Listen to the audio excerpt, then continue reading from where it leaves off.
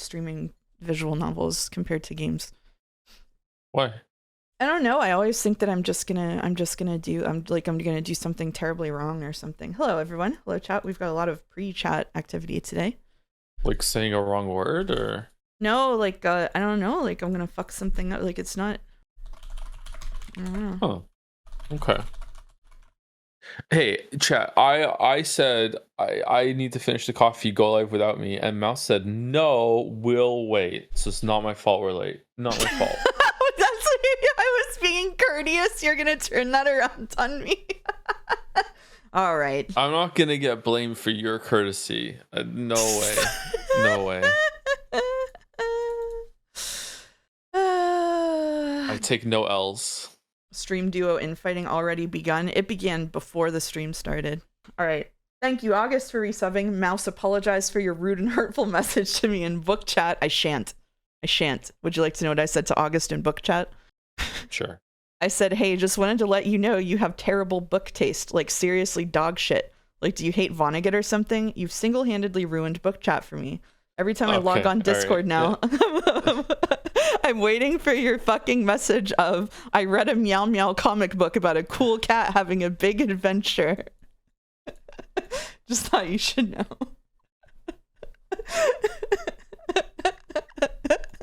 Yeah. How is the community taking that? They love it. They love it. Look at all this. They're smiling in chat. They're smiling. They're hitting +2.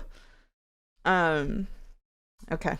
All right. And he loves Vonnegut. I'm sorry. What is the original of that copy pasta? The original of that copy pasta is a DM that August got last week about his musical taste. Thank you, Kiryu's Big Naturals. Never met anyone who dislikes Vonnegut. I would be very suspicious of someone who dislikes Vonnegut. There's something for everyone there. Yeah. Thank you, Kiryu's Big Naturals, for resubbing. Happy birthday to my cat. She's 18 this year.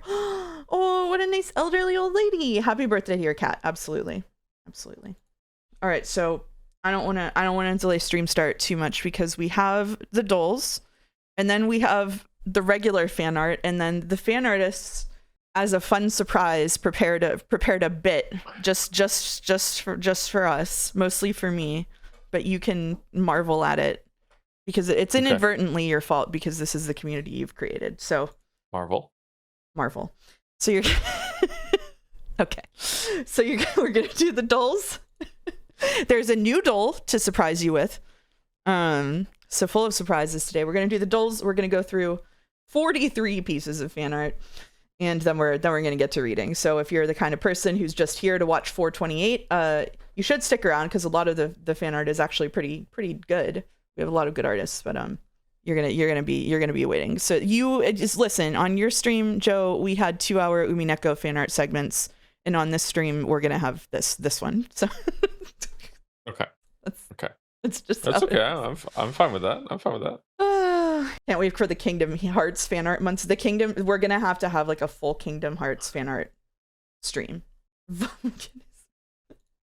pinned post is JR. What you said to me earlier in VN chat did no damage compared to the pinned post. So good job on that. Okay. Anyway. You want me on for the Kingdom Hearts streams just to do Goofy's lines? Yes. Would you like to come on to the Kingdom Hearts streams just to do Goofy's lines? Would that be fun for you? Just Goofy and no commentary at all. Nothing else. Yeah. Just you'll forget I'm here, and then every like once an hour, just suddenly you'll hit the heel. Just Goofy. Yep. Yeah, you know what? Absolutely. If you're bored after your stream and you want to go get a cider or something, and I'll just chill in here, and then you'll jump scare me because I will forget you're there because I will also be drinking. Simple can come on for Mickey Mouse. Oh, we've got a whole crew. This is amazing. This is great. It'll be the Beatrice jump scare, but goofier. That's right. Yeah, can you do Donald Duck? Can we hear Donald? No, I cannot do Donald Duck. You can't do Donald Duck. I can't, no. We need to get moving on this thing. Yeah. I also can't do Donald Duck. We need to get moving on this thing. Okay, you can see this, right? On Discord? Yes. I can see Bandle. All right. All right, so we're gonna do our doles. I say that like doing our doles, like do your doles, eat your vegetables. Do your doles. We're gonna do our doles. And then we're gonna do the fan art, and then we're gonna read the visual novel, which I remember nothing about. So that'll be a whole journey. So anyway, let's do Bandol, which we're both really good at. So it should be awesome. 1968, easy par 1, 61 million YouTube views.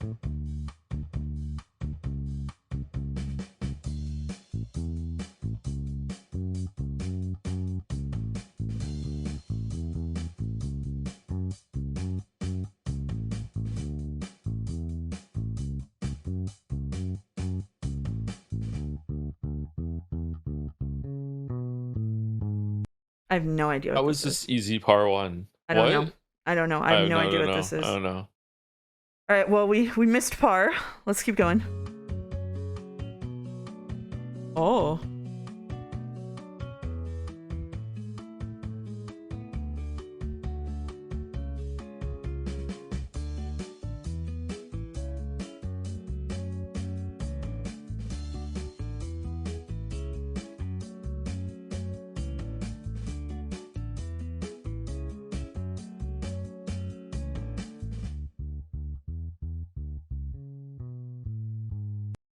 As with most guitars from this era, it's making me think of the Doors, but it's too early for the Doors, isn't it? I think so. I think the Doors would have started hit in the 70s, but I don't know. I'm normally pretty good with this era, but I'm not hearing it. We should have guessed the Doors. Sorry. Oh well.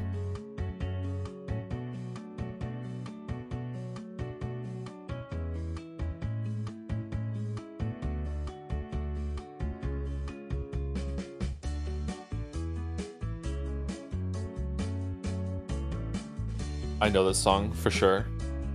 I'm not sure if I do. Should we guess the Doors? Yeah, just guess the Doors, maybe. Maybe it's the Doors song. Well, it's not. Definitely not Light My Fire or People Are Strange. It's not Break On Through to the Other Side. We could try it. Want to try it? Yeah, let's try it. All right. Nope. And it's not the Doors. It's not the Doors. Okay. All right, backing vocals. This sounds like a song that has been covered. Yeah.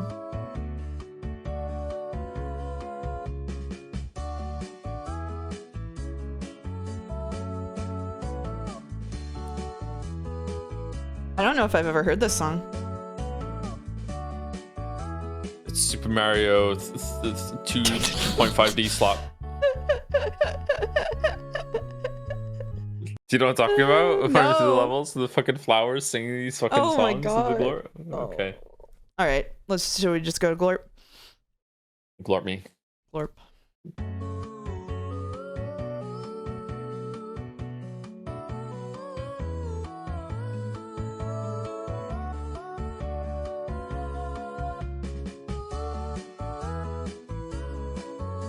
Oh. I feel like it's a song that tells a story, like across the dance floor, something like that. Could be.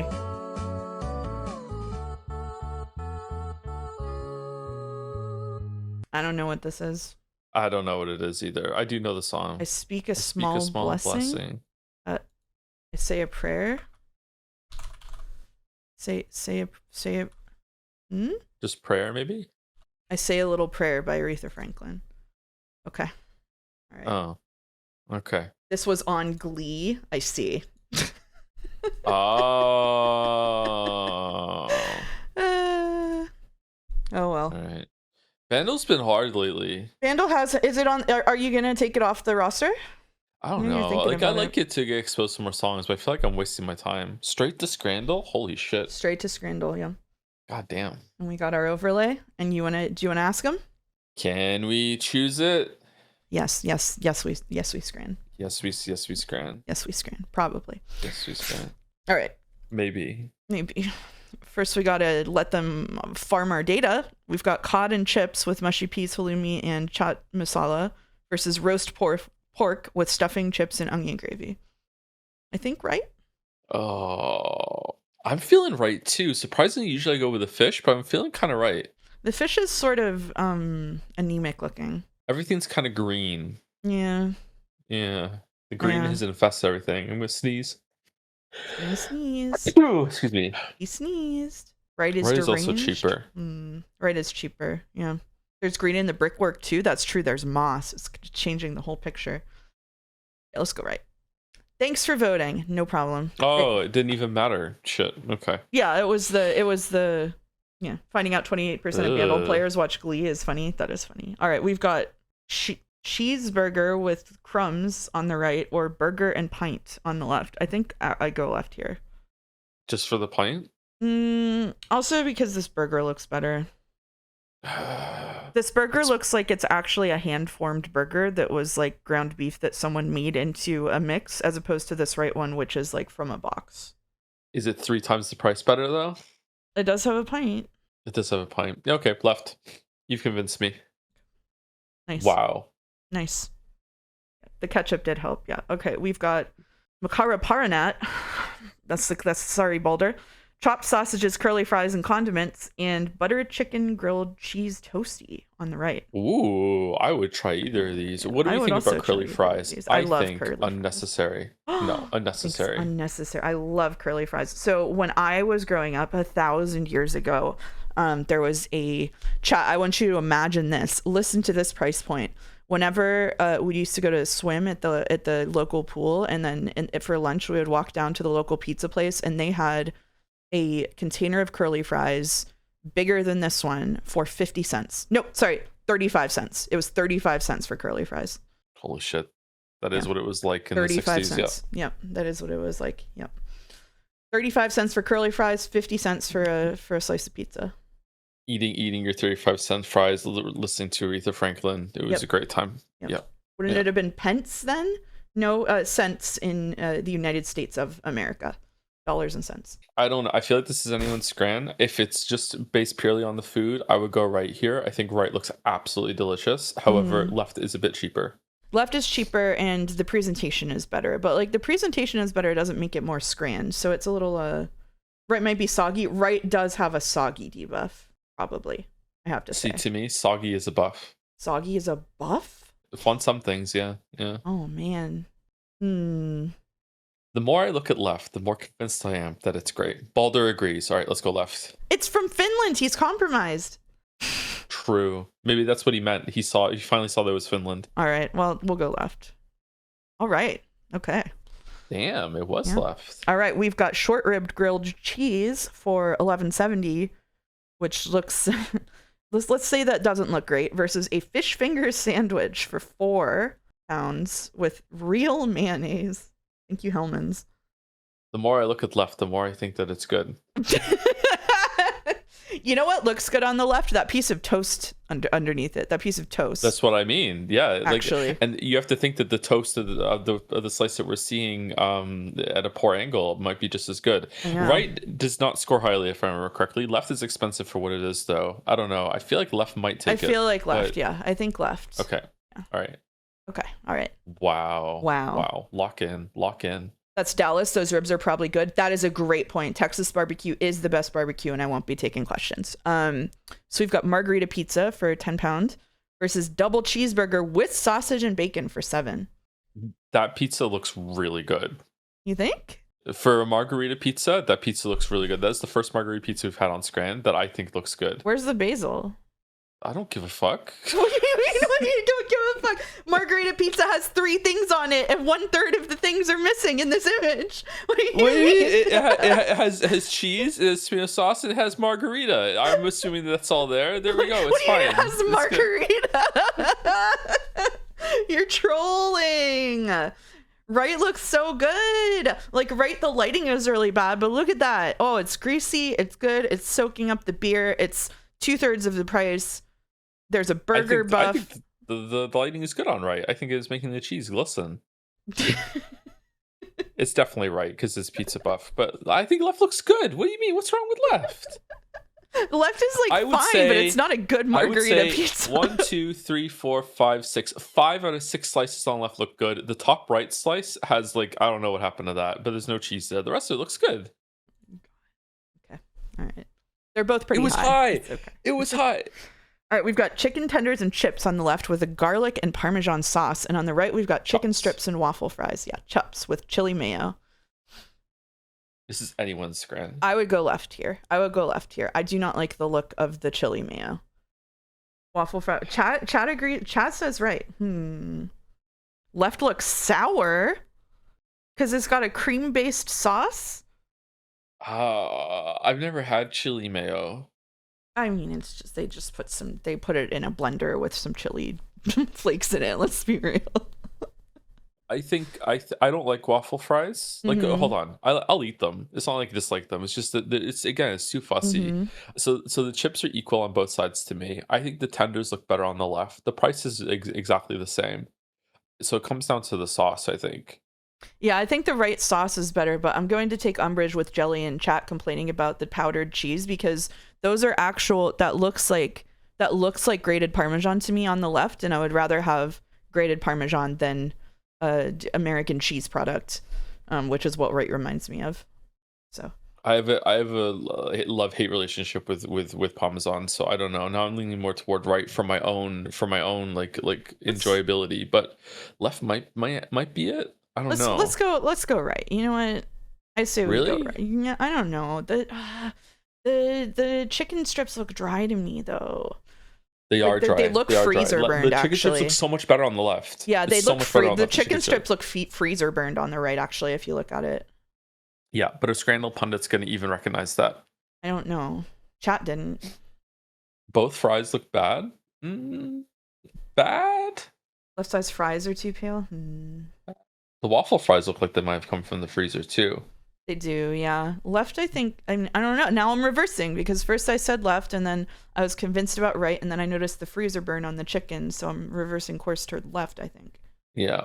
The weird thing about chat when it comes to Scramble is this is the only time in streamer history that chat is often wrong. Like chat gets Scramble wrong a lot. Yeah. They're also wrong on the surprise dole that we're doing later. I listened to chat on the new dole, and they made me get like 3 in a row wrong yesterday. It was fucked up.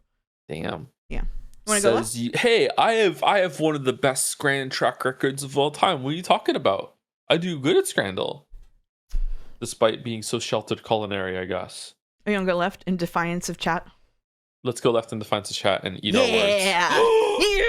Fuck you, chat! Yeah! Oh, it feels good. Oh, it feels so good. All right. Oh. We've got $1 chip, beans, and cheese on the left, and we've got hot dog and loaded chips on the right for £8. I've seen left before. I think right looks better, but it is a lot more expensive. Left is horrendously low, is it not? It is, yeah. See, you know what's weird about the picture on the right? The picture on the right, the food that's not even in it is ruining it for me. Those burgers look those burgers look like shit, whereas, But you're not getting the burgers. You're judging the hot dog and the loaded chips. Yeah. I think the left is a bad one. The cheese is melted. I think it's right, but... Let's go right and we don't live in a perfect world, but maybe we live in a good enough world. Yeah, we live in a good enough world. Okay, all right. All right, we've got mushroom pizza. This score is horrendously low versus mystery scran, no price data, Boulder scran style. Yeah. Spam with mustard, perhaps? But Boulder in chat, hey, Boulder, your Scrandle has a single ice cube in the freezer. You can't a Boulder burger. Okay, I mean, it's gotta be left. It's gotta be left, right? It does gotta be left. Okay. All right. We've got hot dog. Why did they massacre my boy versus the 10-inch sausage roll? Yeah. The circumcised hot dog. I don't get it. I don't understand. Yeah. All right. We've got steak and kidney pie with mushy peas and a ocean of gravy for $4.50 versus something that could technically be called pizza for £5. It's not good over here. This is not looking good over here on the right. Left is in an ocean of gravy, but what happened to this pizza? Chat will look at me at my fucking Twitch username and say you're crazy for thinking that the pizza earlier was good, and then tell me I'm crazy for thinking this one looks bad. I don't know why chat always has the reversal fucking pizza opinion. Right is gross. Oh, Yeah. Okay. Oh, it's close lock though. in. Lock the fuck in. Lock the fuck in. Okay, kiwi and sausage pizza versus hot dog. We're gonna lose it here. Left is low-ish. Left is like a 40, I think. 30, 40. Right is like I want to say it's left still. What do you think? I do think it's probably left still, but it is anyone's scran. This is £5 for this shitty hot dog. I feel like it has to be left, right? Hot dog with homeopathic ketchup. It's gonna feel bad to lose this. Left.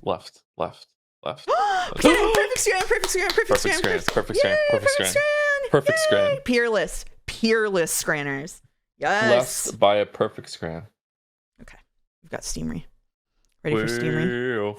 I've been eating shit on Steamery. I might take Steamery off my list out of pure spite because of how bad I've been doing. If you're here from Joe's stream and you haven't seen Steamery before, this is like Scramble, but with stream game ratings. So you want to go do what we did before? I'll read the top one, you read the bottom one. Sure.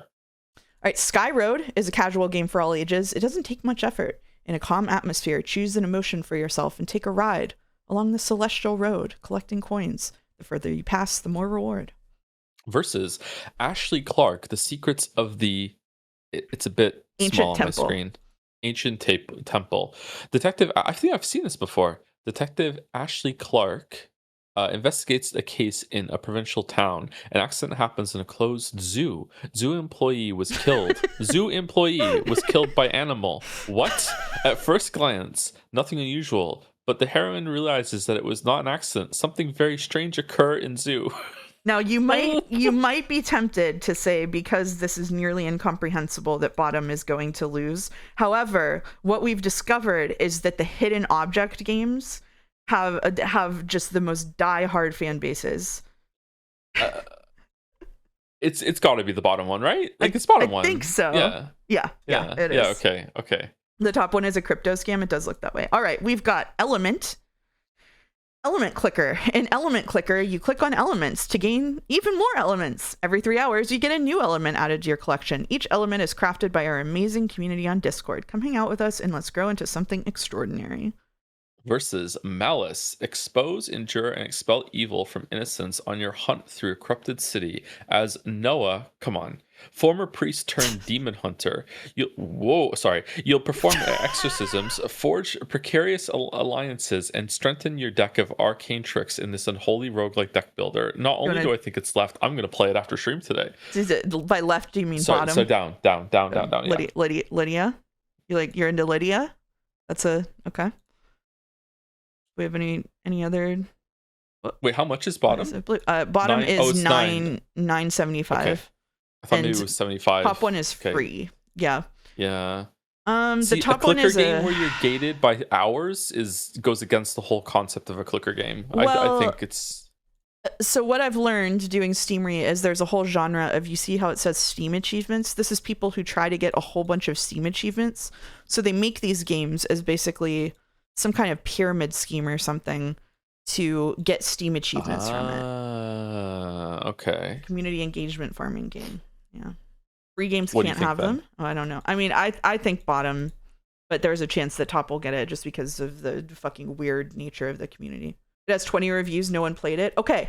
Just to be clear, part of the problem with Steamery is that if 25 of those 27 reviews are positive because they enjoyed the crypto scam, it doesn't matter that the bottom one has more players. Yeah. If anything, sometimes people with a game with lower reviews could be better because it's like the 27 members of this dev's family all came in and gave it a good review. You know what I mean? Like it could be that. It makes me sad to see a game like something on the bottom with only 81 reviews. Yeah. Or Lydia, she's so lonely. It did just come out, yeah. Should we vote for it for ideological reasons? I think it's bottom. I do that sometimes. That's good. 100% positive. There you go. 100%. Who was that? Okay, wow. Anyway. I know, right? I was commenting too, yeah. 20th anniversary Duke Nukem World Tour 3D. So in some order, frag, like it's 1996. This time with even more asses to kick. Join the world's greatest action hero in Duke Nukem 3D 20th anniversary World Tour as he saves Earth once again, kicking alien ass and saving babes across the globe along the way. Versus Dear Devry. A romance/mystery visual novel set in 1930s Scotland, Mhm. told through a letter correspondence. I'm adding this to Okay. my wish list immediately. It's Ah, free. It's Mouse Slop. I don't think people like Gearbox, so I'm gonna, and people don't like bad ports. I'm not saying this is a bad port, but the combination of Gearbox and a port and €20 makes me think top is gonna be low. the fact that bottom has so many reviews makes me think that it's gotten word of mouth and Yep. people really Yep. like it. So I think bottom. Yep. Oh, Yep. top is higher than I thought it would be, though. That's good. All right, we've got Russian Mailman Simulator. It's bottom. Should we read them now? This is an epic first-person simulation game where the player defends his mail truck while delivering letters to the local Russian population. The player must upgrade his gear, survive radiation sickness, and fight wave after wave to fulfill his duty. Versus Nengchi. The Love's Can Ordeal. you hold yourself? What? On the cusp of immortality, the prodigy from Sect of Pure Retreat is forced to face his trial of Eden of Yao, a realm of seductive spirits. As the temptresses unleash their charms, can you hold your Chan mind? Yes, we scran. She's got a unicorn horn. I agree. It's probably bot. I just turned into a League of Legends player. That's crazy. Gotta be bot. It's gotta be crazy. Wow, that was really close. Wow, yeah. Lock it in. All right, we've got Demonic Blade, a boy, a demon, a pizza delivery girl. Sometimes all you need is to be in the wrong place at the wrong time. Everything is different than it seems to be. Versus, again, it's hard to see. Oh, in the bottom, UFO robot Grenzier. I think. Grendizer. For the first time in video game history, climb aboard Grendizer, the legendary robot, and fight against the forces of evil to defend our planet Earth. Was this the one that had like a really big following? It scored well. I think it scored well. Look, it's you. It's not a game. We're feeling bottom. I'm kind of feeling bottom. What do you think? Can I see some screenshots of bottom? It's like a cult classic. We had it on here before once. Okay, it's bottom then. It's bottom. Cult classic's gonna be high, yeah. Oh, we got fucked over. No. Turing complete. Learn CPU architecture with puzzles. 4,600 reviews. Whoa. Wow. Whoa. It's not even free. It's top. Whoa. It's got to be. Versus Squad Blast. Master the most intense platformer shooter ever created. Play in teams of up to 5 versus 5 players across 8 game modes, or make your own custom lobby. Collect and craft an arsenal of weapons to master your loadout. Play cross-platform for free on PC, console, mobile, and web with full controller support. That's got to be top, right? I think it's got to be top. It's top. It's top. Chat recognizes top. Wow. High score. Okay. All right, we've got Asteria, a fast-paced indie platformer wrapped up in a sandbox sci-fi world where everything is destructible, mineable, collectible, craftable, and creatable. Mineable and craftable, you say? Terraria slot. Okay. Aurora Hills Chapter 1. Aurora Hills Chapter 1 is the first part in a series of point-and-click puzzle adventure games. Follow the journey of Ethan Hill, a park ranger tasked with investigating strange disappearances from the region to uncover the mystery of Aurora Hills. Wow. Left looks actually pretty good.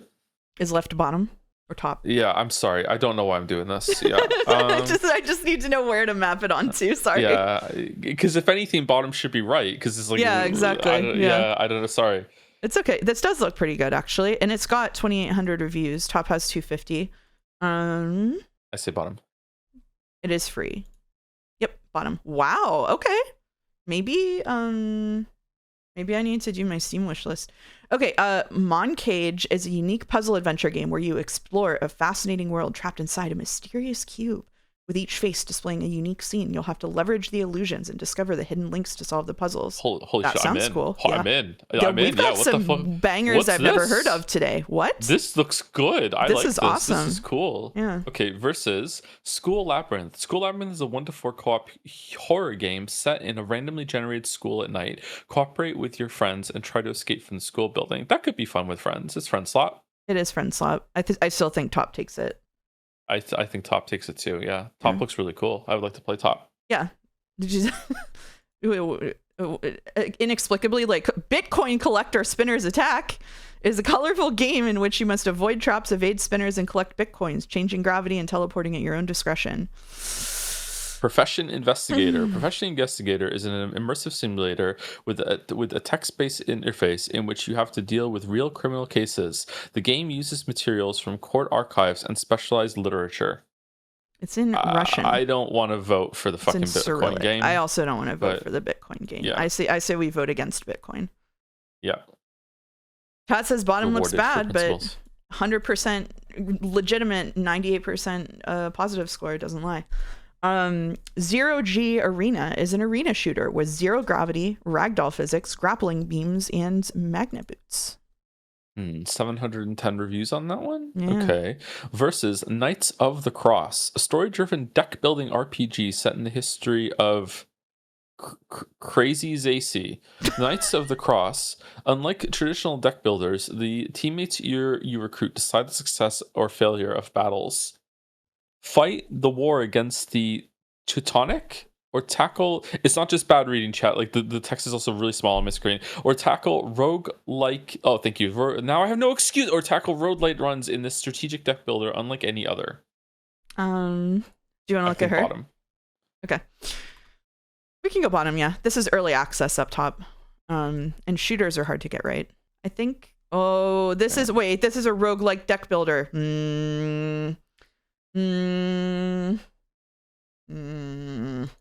Sorry, can I see the screenshot again? No, move on. Different one. Okay. Oh. That looks like a game that we played on stream once. What was it called? It was like a Fire Emblem sort of game. It was a turn-based top-down strategy kind of thing. I can't remember what it was called. Whoa. It's trying too hard. Wowza. Trying too hard. It's still bottom, but trying too hard. It's not bottom. What? It's not bottom. God damn it. War Groove, that was it. A War Groove. Hey, we did pretty good. 8 out of 10. I do better with you here for this. The thing that pisses me off is default Arial fonts. I can't help that, Boulder. I'm sorry. That's not bad at all. Hey, we got far above average today. And there's like 3 things on here I have to come back and put on my wish list. Nice. Good Steam read. And now we have the final duel. New to Joe. Is it new to you? Not new to me. I've done it twice on stream now. You're going to love this one. AO3 duel. Do you know what AO3 is, Joe? I don't know what AO3 is. No, what's that? AO3 is Archive of Our Own. Probably right now the biggest and most populated fan fiction website on the internet. AO3 duel is simple. It is guessing which character on the screen has more fan fiction written about them on Archive of Our Own. Does it include Yep. smut? Yep. Yeah, okay. All right. Okay. All right. So we've got Dirk Strider from Homestuck versus right. Now you might say right immediately, but I want to emphasize it's Dirk Strider from Homestuck. I read Homestuck and I don't even remember Dirk Strider. Who the fuck is that? All right. He looks pretty cool. All right. We want to go Doctor Who? I don't know left, so I feel like I'm making a bad decision here. I don't know. Like, is Dirk Strider really popular? We didn't get to the part that he's in, apparently. It's obviously the Doctor in all. He doesn't appear until several thousand pages in. People fucking hate him. All right, let's go the Doctor. People hate him, but he's got 15,000. All right. Charlie Main from Has Been Hotel. Oh, God. Versus Kim Min-ji from Dreamcatcher, which is... Do you know what RPF is, Joe? No, I don't know either of these. I feel so old right now. Okay. RPF, you'll be delighted to know, is short for real person fiction. That means that this is a real live human being that people write fan fiction about on here. Left, because I want to live in the world where left is more than a real person. Okay, thank you. Holy shit. We've got Xander from Buffy the Vampire Slayer versus Frankie from One Piece.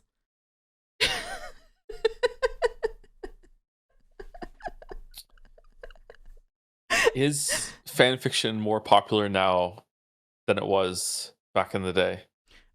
That's a good question, actually. You have to remember, though, that Buffy the Vampire Slayer is going to have like 20 years of backlog fanfic here. That's what I mean. Yeah, like Yeah, is it has more fan fiction been produced this year than any other like the decade prior? I don't know. Hooli Gordeau, the chat One Piece expert, is saying in all capital letters, "Trust me, Mouse. Frankie can't have that much fan fiction." Okay, let's go left then. Let's just trust. Oh, it was close. Whoa. All right, we've got Tav from Baldur's Gate 3, the main character from Baldur's Gate 3, versus Jenny Kim from Blackpink. What do you mean Tav? Who's Tav is the default name of the main character in Baldur's Gate if you don't pick one in Baldur's Gate 3. Oh. So it's like your Really? self-insert Baldur's Gate 3 character, basically. Oh. I think it's Left. probably Tav. Yeah, I think it's probably Tav. Yeah. Yeah. Blackpink in your area. Claire Redfield from Resident Evil versus Xiao De-yun from NCT. I have no idea who this guy is, but he is a hot guy, so... Easy left. Easy left? Easy left. Not that easy. It wasn't Not easy that left. easy. It Not wasn't that easy left at all. No. Cena. What is Cena from chat versus Park Jin-young? I think Park Jin-young probably wins over whoever is on the left left here. doesn't even have a picture, so I guess it's Xenoblade right. 3. I think right then. I think it's Park Jin-young. Oh, What? wow. Chiun-kun, real person fiction versus Morticia Addams from the Addams Family. Again, left doesn't have a picture. Let's go Morticia Addams. Oh my god. No. All right, here's a slightly less deranged one. Malcolm Reynolds from Firefly versus Erica Sinclair from Stranger Things. Is there a lot of Firefly and Stranger Things fan fiction? I don't know. First of all, yes. Second of all, Firefly has one of the most dedicated fan bases on the entire internet. So, but Stranger Things is more recent. Yes. Yeah. Firefly is huge, not huge enough to get a second season. I liked Firefly. I watched the show. Like, fucking hell. Is Malcolm a popular character? Self-X Malcolm has to probably be the most common one. Oh, fuck. What? Fuck. All right, we've got Stannis Baratheon from A Song of Ice and Fire versus a Genshin Impact character. How many episodes was Stannis in on the fanfiction show?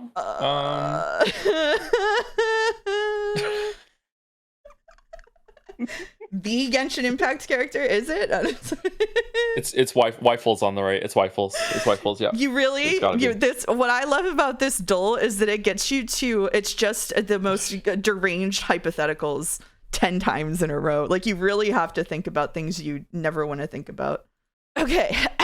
All right, that was a lot. Okay. Wifles. Isara Mao from Ensemble Stars, a game I've never heard of, versus Genevieve from something. What does general mean? They don't know? Yeah, it just means it doesn't have a work associated with them. This duel is kind of fun. This duel rocks, yeah.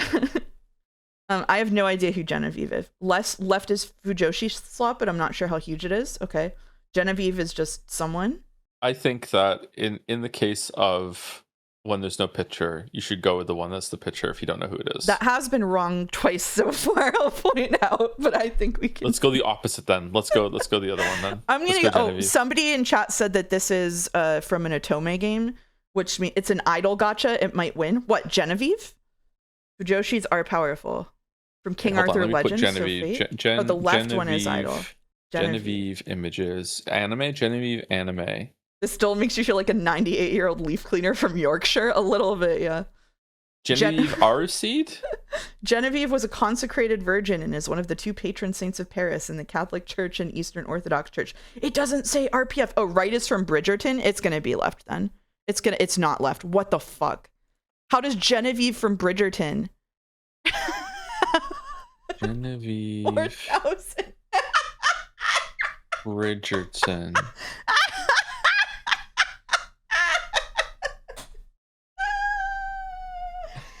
What the fuck?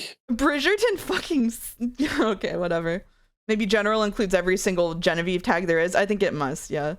Bridgerton is like horny, bad historical fiction. By bad, I mean like horny, deeply inaccurate historical fiction. I like Bridgerton conceptually, but Bridgerton does something that I cannot forgive them for, and that is whenever there's like people playing music in the world, diegetically playing music, they play like covers of popular songs from the contemporary world, which I cannot forgive anyone for that ever. The actress that plays Genevieve is also called Genevieve. That's awesome. It's not historical fiction, it's alt history. It is alt history. Yeah, that's true. Genevieve Delacroix is the most sought after modiste by the ton. Damn, this explains so much. All right. Now we arrive at the fan art. Finally. 45 minutes later.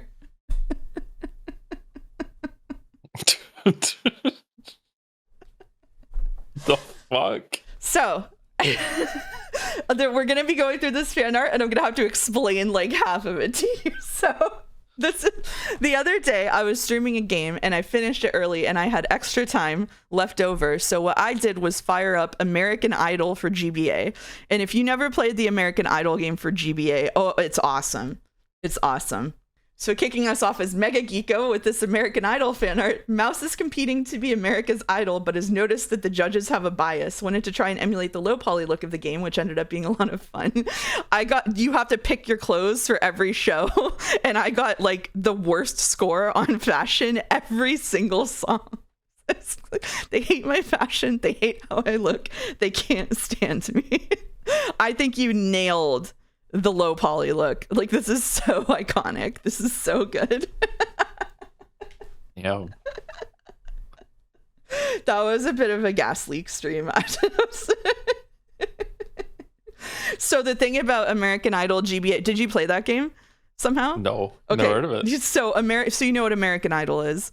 Yes. So the plot of American Idol GBA is that you are an aspiring American Idol and you have to like compete with other contestants, and every time you sing a song per round, and so you pick the song, you pick your outfit, and then you play the rhythm game. But the rhythm game, whenever you miss a note, it modulates the sound, and so if you miss all the notes on purpose, it's just like it sounds like shit, man. Like, it's just really bad. There's a clip in the chat. There's a clip in the chat from Lemonade for anybody who wants to listen. Oh yeah, we made Battler in it. Yeah. So it's Glorp the That's game. funny. It's Glorp the game. And this captures it well. Thank you, Mega Geeko. Next we have from Mouse Viewer, Idol Mouse 2 American Edition. It goes hard. It does go hard. Very cute. The tail tech is good. I love the tails. Thank you, Mouse Viewer. Very cute. Sorry it's so small. I like that the Mouse Viewer art is so small. It's charming. I enjoy small Mouse Viewer art. Upscaled version only ended up on Reddit. I need to check the Reddit sometimes. There's 42 fan arts. There are. You'll see why soon. From Avane, congrats on surviving your mauling, Mouse. The attempt on my life has left me scarred. For those of you who don't know, I did get mauled by my own cat and have to go to urgent care because he tried to claw the side of my face and turn me into the Joker. So nice.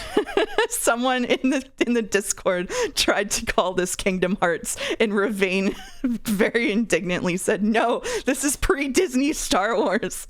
So just so everybody knows, this is pre-Disney Star Wars. Thank you, Ravane, for not drawing. Wait, that could be in Kingdom Hearts 4 now. Oh fuck! Thank you, an anonymous gifter, for gifting 5 tier 1 subs, and of course, Valorant. Thank you, Valorant. Thank you, Valorant. Back. Yay! Thank you, Valorant. Thank you for the gifts for Dude357, Super Scoot, Dark Keychain, Lunatic Boy, Salt Shaker 8, Amazing Plibbit, and Dregory. Thank you very much. And thank you, Ravane, for not drawing Kingdom Hearts fan art. Very likely that they'll be in it from what we've seen from a trailer. Here's from Valorant Luna. is back. I need to stream after this directly too. Holy shit. Valorant is back for maybe all of September. They're doing September. I think that Valorant is back for a while. Yeah. Thank you, Luna Panda. Past couple of days were weird, but I don't know why. Labubu mouse in the corner. This is from the Labubu mouse. I had to explain everything. How are there 6 pieces of Labubu art? Okay. I got a Labubu, but until I got the Labubu, I was I was You already spoke about the boo boo. Yeah. Okay. I feel like I have to explain it to your chat. Who's here? I had a Labubu icon until I got the Labubu. I did get a Labubu. I was going insane. Yeah, I was going insane. And Luna Panda was going insane too because I kept zooming in the icon. Thank you, Luna Panda. Hopefully this is the last time you have to draw it. Thank you. And then here's Kaylee's contribution. Did somebody mention Labubus? So in this case, I think we're several degrees deep into Labubu mouse getting Norded. Yeah. It's a Norded for sure. Yeah. I can't tell you on stream what the name of this file is, but if you go into the fan art channel and look at the name of this file, it almost gave me a fucking ulcer. Okay. I have played 2 Kingdom Hearts games and I don't even know what Norded means. Have you played? Which 2 did you play? The first 2? 1 and 2, yeah. I played 1 and 2. Okay. All right. Yeah, they suck. Thank you, Kaylee. You're gonna hate them. You're gonna hate them. You're gonna be miserable the whole time. I don't know why they're making you play it. Please notice 20 pieces of Kingdom Hearts fan art. We're not streaming it for 2 more months. Thank you, Ravane. You dare approach the porcelain throne with weak hypotheticals. Someone tried to pose a hypothetical about what would happen if I ran out of toilet paper because I foolishly made the absolute assertion I was here for that one. I never run out of toilet paper. Yeah, and does this produce the throne with, first of all, I have a bidet. This is what it feels like to me. It's a single week of Joe's stream lore. My stream is just my stream community is just concentrated Joe community, and so it's like that, but at an accelerated pace. And yeah, this outfit is from Live Alive. This outfit is from Live Alive. From Faffy, no one's drawn Batter Mouse from Off as the other form of the batter yet. The bad batter, as it's commonly referred to, and it gave me an idea. This is fucking awesome. So the bad, really cool. The bad batter emerges toward the end of the game. So some off spoilers here. Sorry. Here's good batter as far as good batter can go. Off spoilers, Kingdom Hearts spoilers, Silent Hill F spoilers. I mean, spoiled by everything tonight. I'm sorry. Everything. I'm sorry. It's also Furry Core. Thank you, August. We're not all Joe viewers. I'm sorry. Well, you're a Joe viewer now, aren't you? You're complicit now. He's here. You're viewing. What are you gonna do? Wow. Not a Joe viewer, Mouse viewer. I watched the collab streams with my arms crossed the whole time. Not a Joe viewer. No. Did you know in this fan art the nose is actually an eye? Damn. This is awesome. I love the composition of this image, the way that the bad batter is being highlighted, and the organization of the add-ons here is really cool. This is really gorgeous. Faffy stuff is always really looks good on the page, so thank you, Faffy. And also from Faffy, some bonus art from the Insurmountable streams. Me playing Insurmountable, having a nice time. Those herbs were nice. Wow, nature. So how's Silk Song? And then in chat, 55 minutes in, did you know Ryan Gosling invented jazz? The idea of metaphor. Did metaphor being written by the Lin-Manuel Miranda, Silk Song talk, and Boulder saying, I wonder if Cage cast Willem Dafoe in Two Souls as a metaphor for how the woman's shower scene is like the Green Goblin mask calling out to him. So just... Are we all Scran? Are we all Scran? Probably to do with the cannibalism that chat kept bringing up. Thank you, Faffy. These streams were really amazing, but it was just like 12 hours of riffing. I'm very confused. Don't worry about it, kitten. All right. Thank you, Faffy. On to Mega Geeko. Mega Geeko has a lot of art this week, and we love that for us. Wait, did someone say drive? Someone did say drive. Can you recite the meme from memory? Boys have no idea what girls go through. What's my favorite movie? Oh, that's got to be easy. It's got to be Drive, starring Ryan Gosling. Seriously, you've never seen the movie Drive with Ryan Gosling? It's only one of the best films ever made. Oh, nothing on Netflix looks good. Well, as a matter of fact, I happen to have a copy of Ryan Gosling's hit 2011 film Drive here on Blu-ray. Let me just pop in the player and let's watch. Thank you, Joe. Mega Geeko says Someday I'll decide what style I'm drawing Mouse in. I don't think Mouse ever even said anything like this. I just doodled it during the Joker discussion. It was going to be a quick one, but I got into the render. After finishing Live Alive, I decided I'm entering my Joker era. In this outfit, you know what happened to me today, Joe? You know how my mom has the tiny dog? Yes. She's decided she wants to crochet a second beret for the dog that is red.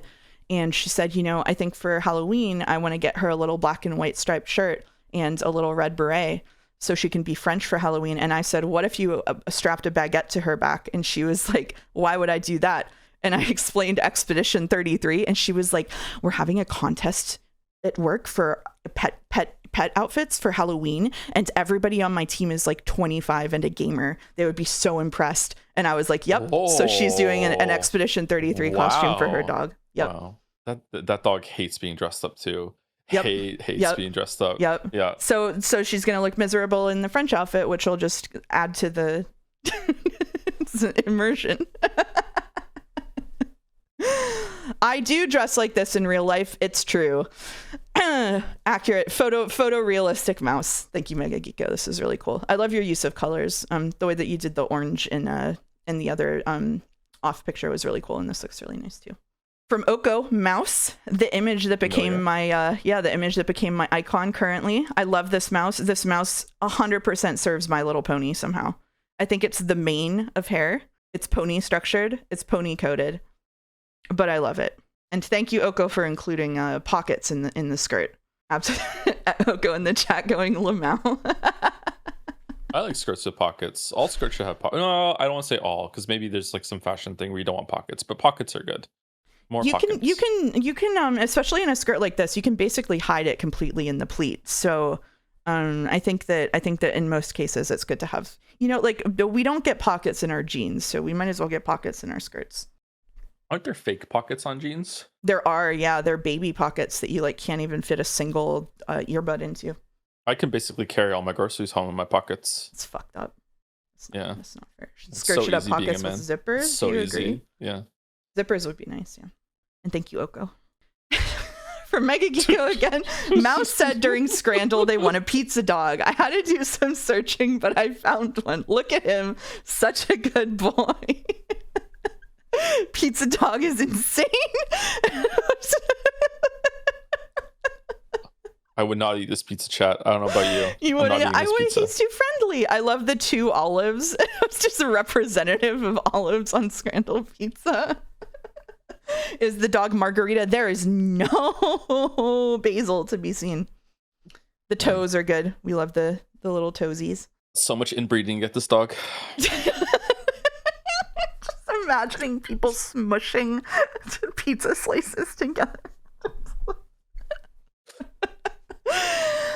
Thank you, Mega Geeko. Perfect interpretation of what I was thinking. Absolutely. Inbreeding? Oh my god. From Detective Glaive, behold, the creature you refused to create, cowards. Instead of the wings, I gave it mouse ears. So this is Cube from Live Alive, the far future character who is a funny little robot who runs around. I said everybody... Saw that one. Yeah, I said everybody wants to draw a mouse from every other era, but they don't want to draw Cube Mouse, and Detective Glaive took it upon themselves to take care of that. So thank you, Glaive. Very cute. Love the rollerblades. You're not an artist. You're in the art museum. You're an artist now. What do you mean? Hey, I did Cube Mouse. You posted Cube Mouse shortly after Detective Glaive did it. Ravine, you did do it. Oh no, you're right. You did do it first. And then Oko also contributed. Strong mouse. A couple wires got crossed live on stream, and I drew Robot Mouse with the Mets jacket. Oh, this is peak. So we finally got Robot Mouse, her tiny robot legs and giant Mets jacket. This is a Kingdom Hearts 3 enemy. Leave Kingdom Hearts out of this. I bought Uniqlo jeans and the pockets are huge. I can fully fit my phone in my front pockets. That's a good thing to know. Thank you, Bretzels. Also, welcome to the chat. And thank you, Oko and Glaive, for finally giving us the Robot Mouse that we deserve. I was supposed to be drawing the robot NPC from Silk Song, by the way. That really did get crossed. Thank you, Carlton, for palms. The fuck is palms? So Consume Me, the game that I streamed last week, was full of Pomeranians, and Carlton drew Poms, forgot that he drew it, or they drew it, and then came back and said, wow, I forgot I did that. But we still have Poms. Poms. Thank you, Carlton. Thank you, Carlton, very much. Thank you, Carlton. Yep. We're into the Consume Me art now. From Ravine, thank you, Mirror Mouse. You always have the best ideas. Easy. There's one weird trick for completing more wheel games. Doctors hate it. 4 streams every week. Mouse Court has been very disrupted by me streaming on Saturdays. He is correct. Okay, thank you, Colton. Yeah. But I do it anyway. Mirror people always have great ideas. They do, yeah. And Consume Me, the mirror person, has consistently productive. Hold on, why is that calendar showing Sunday at the end of the week? That's what how it should be. That's how it should be. I hate these calendars that have Sunday at the beginning of the week ends on Sunday. Monday is the first day of the week. I hate this shit. It's regional. It's regional. Okay.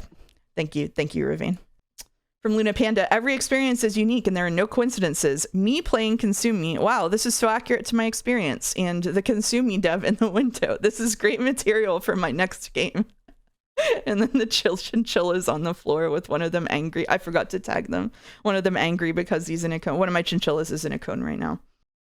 So when I played Consume Me, it was probably like 80% accurate to my own life. It read me like a book and I was so upset about it. And then the last time on Friday that I streamed, we rated the partner of the Consume Me dev. and we were telling him that we love Consume Me, and he tried to get her to come on camera to talk to us, and she was lying on the floor and refused to come on screen unless she had clown makeup on. And I was like, wow, she really is me.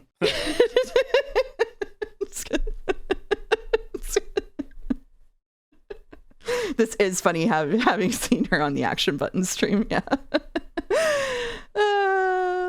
Yep. Thank you, Luna Panda. I need the clown makeup for other reasons, though. I don't trust you, Rodney. Oh, is that who it was? I fell asleep and woke up to him saying, bye, Consume Me right now. Yep, it was Action Button, aka Tim Rogers, who has a weird sort of tangential relationship to all the games we've been streaming. Tim Rogers was the English localizer for Moon Remix RPG Adventure. He also has pretty well-known videos on Boku no Natsuyasumi 2, as well as Tokimeki Memorial, which we're going to be playing. And he is the partner of the dev of Consume Me. So, yep, that's who we rated. Thank you, Luna Panda. Next, from Marishi Noah, who just goes by N on my Discord, and they were werewolves. This is our very first Dole fan art. This is AO3 Dole. She won't want me because I'm a werewolf. He won't want me because I'm a werewolf. She's trying to figure out who wins. And they were werewolves. And they were werewolves. It's very cute. I love Noah's style. Why are they cats? They're wolves. They're wolves. They're friendly little wolves. For more on this, look at August's Discord icons. This is very cute. Thank you. Thank you, Marishi Noah. Now we have fan art with you in it. We've got a couple of both of us. With me? Yeah, Okay. with you. Yeah, I grouped it all together. From Ravine, inspired by chat messages from Boulder and Jumble. Here's me having a nightmare about Kingdom Hearts and going, boy, what's today? And you say September 21st. I'm here for the VN. Oh, slam. Never mind.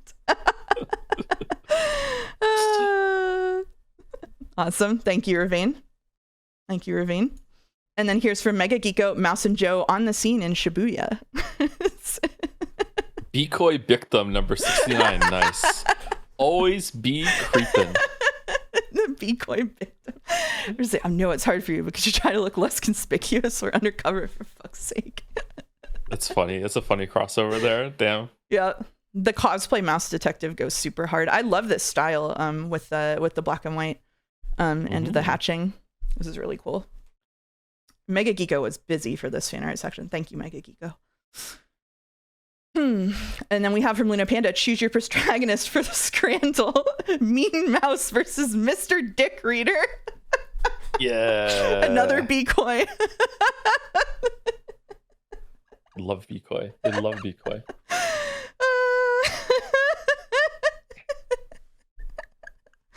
Mean Mouse does look mean, doesn't she? I am a little mean.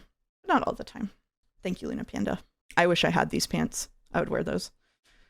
And now, a quick doodle from Mega Geeko last night that serves as our transition point into the impenetrable meme section that we're going into. All right.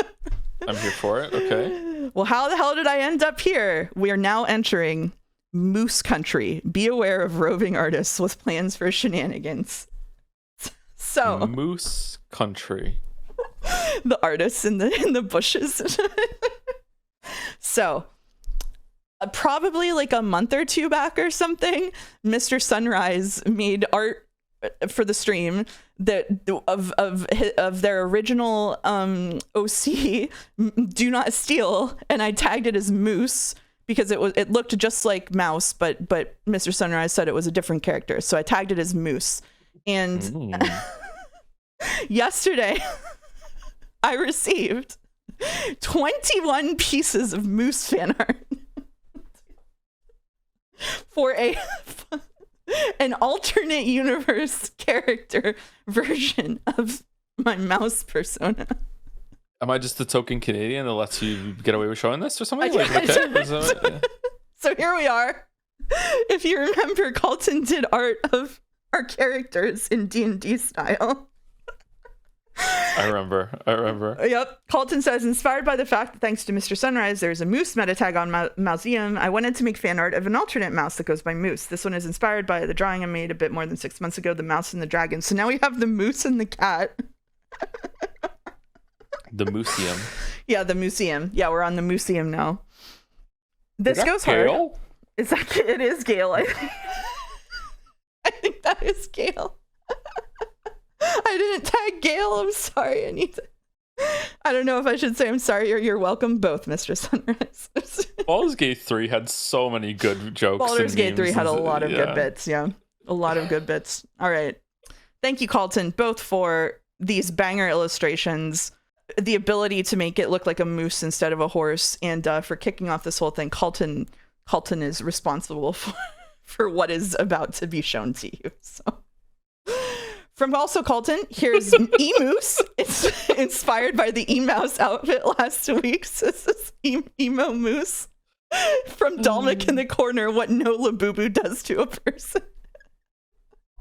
I put on the emo mouse because I was having a bad day, and every single person who joined the stream for a while was like, how come you're using the emo mouse today? So then I had to explain I was having a bad day like 50 times in a row. And then from Colton, as well as Zooted Moose. So here's Zooted Mouse, Moose Edition. I'm kind of feeling also current mouse. Yeah, also current mouse. I am a little. I got a COVID shot today, and then had one glass of wine, and it's over for me. All right. Thank you, Colton, for all that you do and all that you've done here. Next from Mr. Sunrise, the main perpetrator. Wait, it wasn't hello, it's Moose all along. Must be that Mandela effect I've been hearing about. Oh, I did a bad job tagging this time. We've got the chinchillas sleeping on the back. I love that. There was no need to go this hard. There was no need to go this hard, and yet. It's so beautiful. The flowers are so beautiful. Like the lighting around them. Why is it so good? I'll replace that later, Colton. Thank you. This is such a high effort shit post. What the fuck? Just wait. Just you wait. Thank you, Mr. Sunrise. From Tep, here's Anime Moose. Anime Moose. There's Anime Moose from Tep.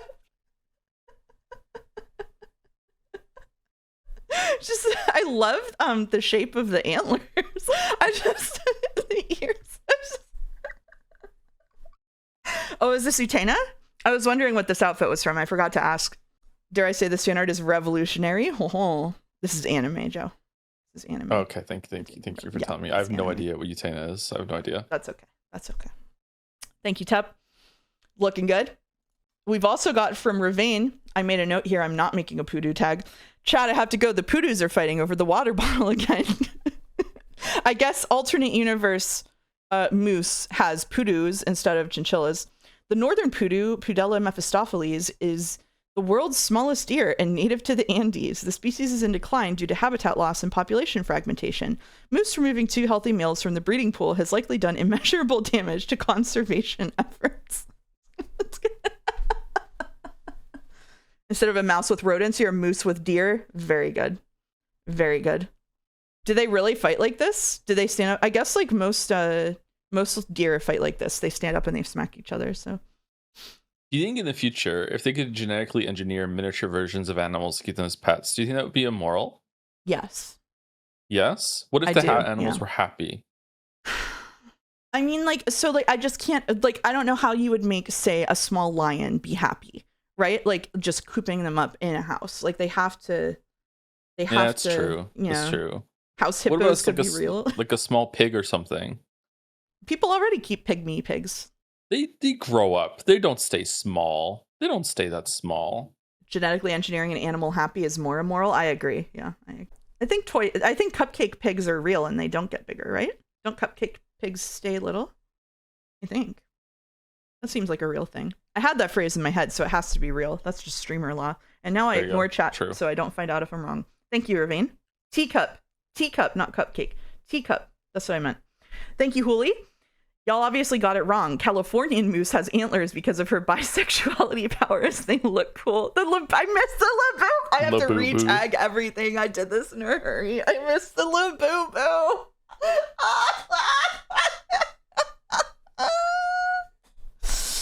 We had an antler debate. Of course you had. They made a whole fucking server for this art bit because it was the group chat got too big. Wow. I'm getting some like decoy claw vibes from the antlers. I don't know why. Oh, a little bit. Yeah, I can see that. The chinchillas in the picture again. Y'all gotta find consistency on the lore, whether the chinchillas are still there or whether it's the poodoo. You seriously thought I wouldn't slip a Labubu in? I forgot how much you love them, Hooli. Thank you. Discord has a 10 member limit on group DMs. That's true, yeah. Alright, thank you, Hooli. So snowy from Lemonade. A normal day on Moose Cord. We've got General stream chat, game chat. I love that stream chat and game chat say the same. MN chat, Hoove chat, and multi-mooser. Alamoose says, I solved the daily moosel. Hal Moose says, I microwaved my leaves today. Not bad. Allie Moose says, you did what? Jelly Moose TV says, Jelly Workplace Scran, ferns, berries, fresh water from a nearby stream, 250. And Lamumu Moose says, I want my Lamumu. Why is this so high effort?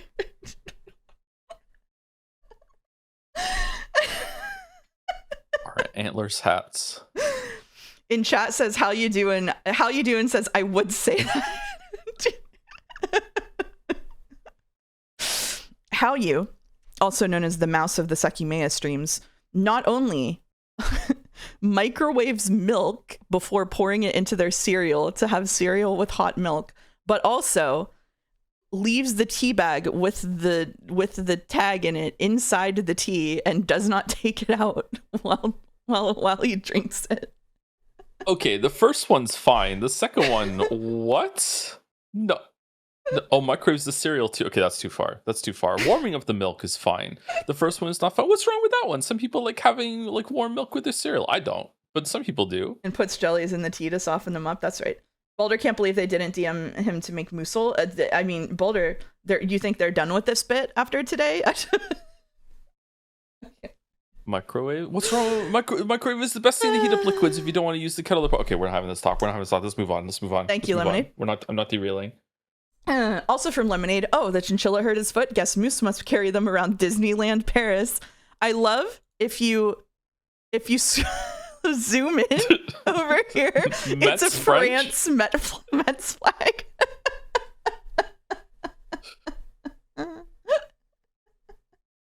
Jelly was contacted but was too busy. That's sad. Here's Mickey Moose, Minnie Moose. With Woody's in the background too, and Elsa. Who are the other ones? I don't know who that is.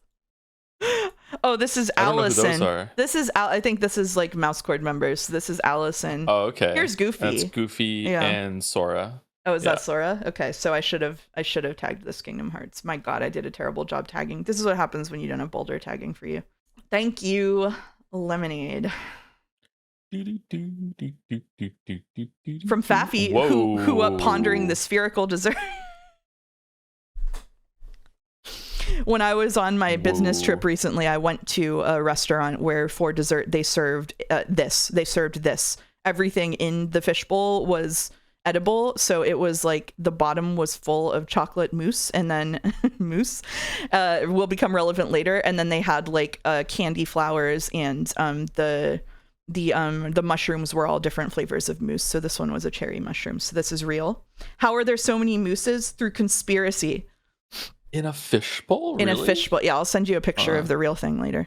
Oh, okay, that sounds cool. For a while, I was obsessed with these YouTube channels that like made like a fish tank of like some plants and animals and fish and stuff, and they would seal it and see like what would happen. That was really interesting to me. Yeah, I'm really into that. I really like looking at those little ecosystems. I would like to make one, but it takes like a lot. You have to be really precise with it. I would really like to make one. Yeah. Thank you, Faffy. Nice to have you in the community, Faffy, a more recent artist.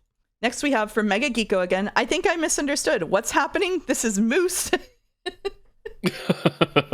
All right, chat. We're going to spin the wheel to pick my new toppings. We've got strawberries, death, peaches, bald, spin again, expired meat, seki mea, labubu, eggs and ketchup, Erica, berries from a bush, antlers, and mackerel. The number of memes packed just into this wheel is crazy.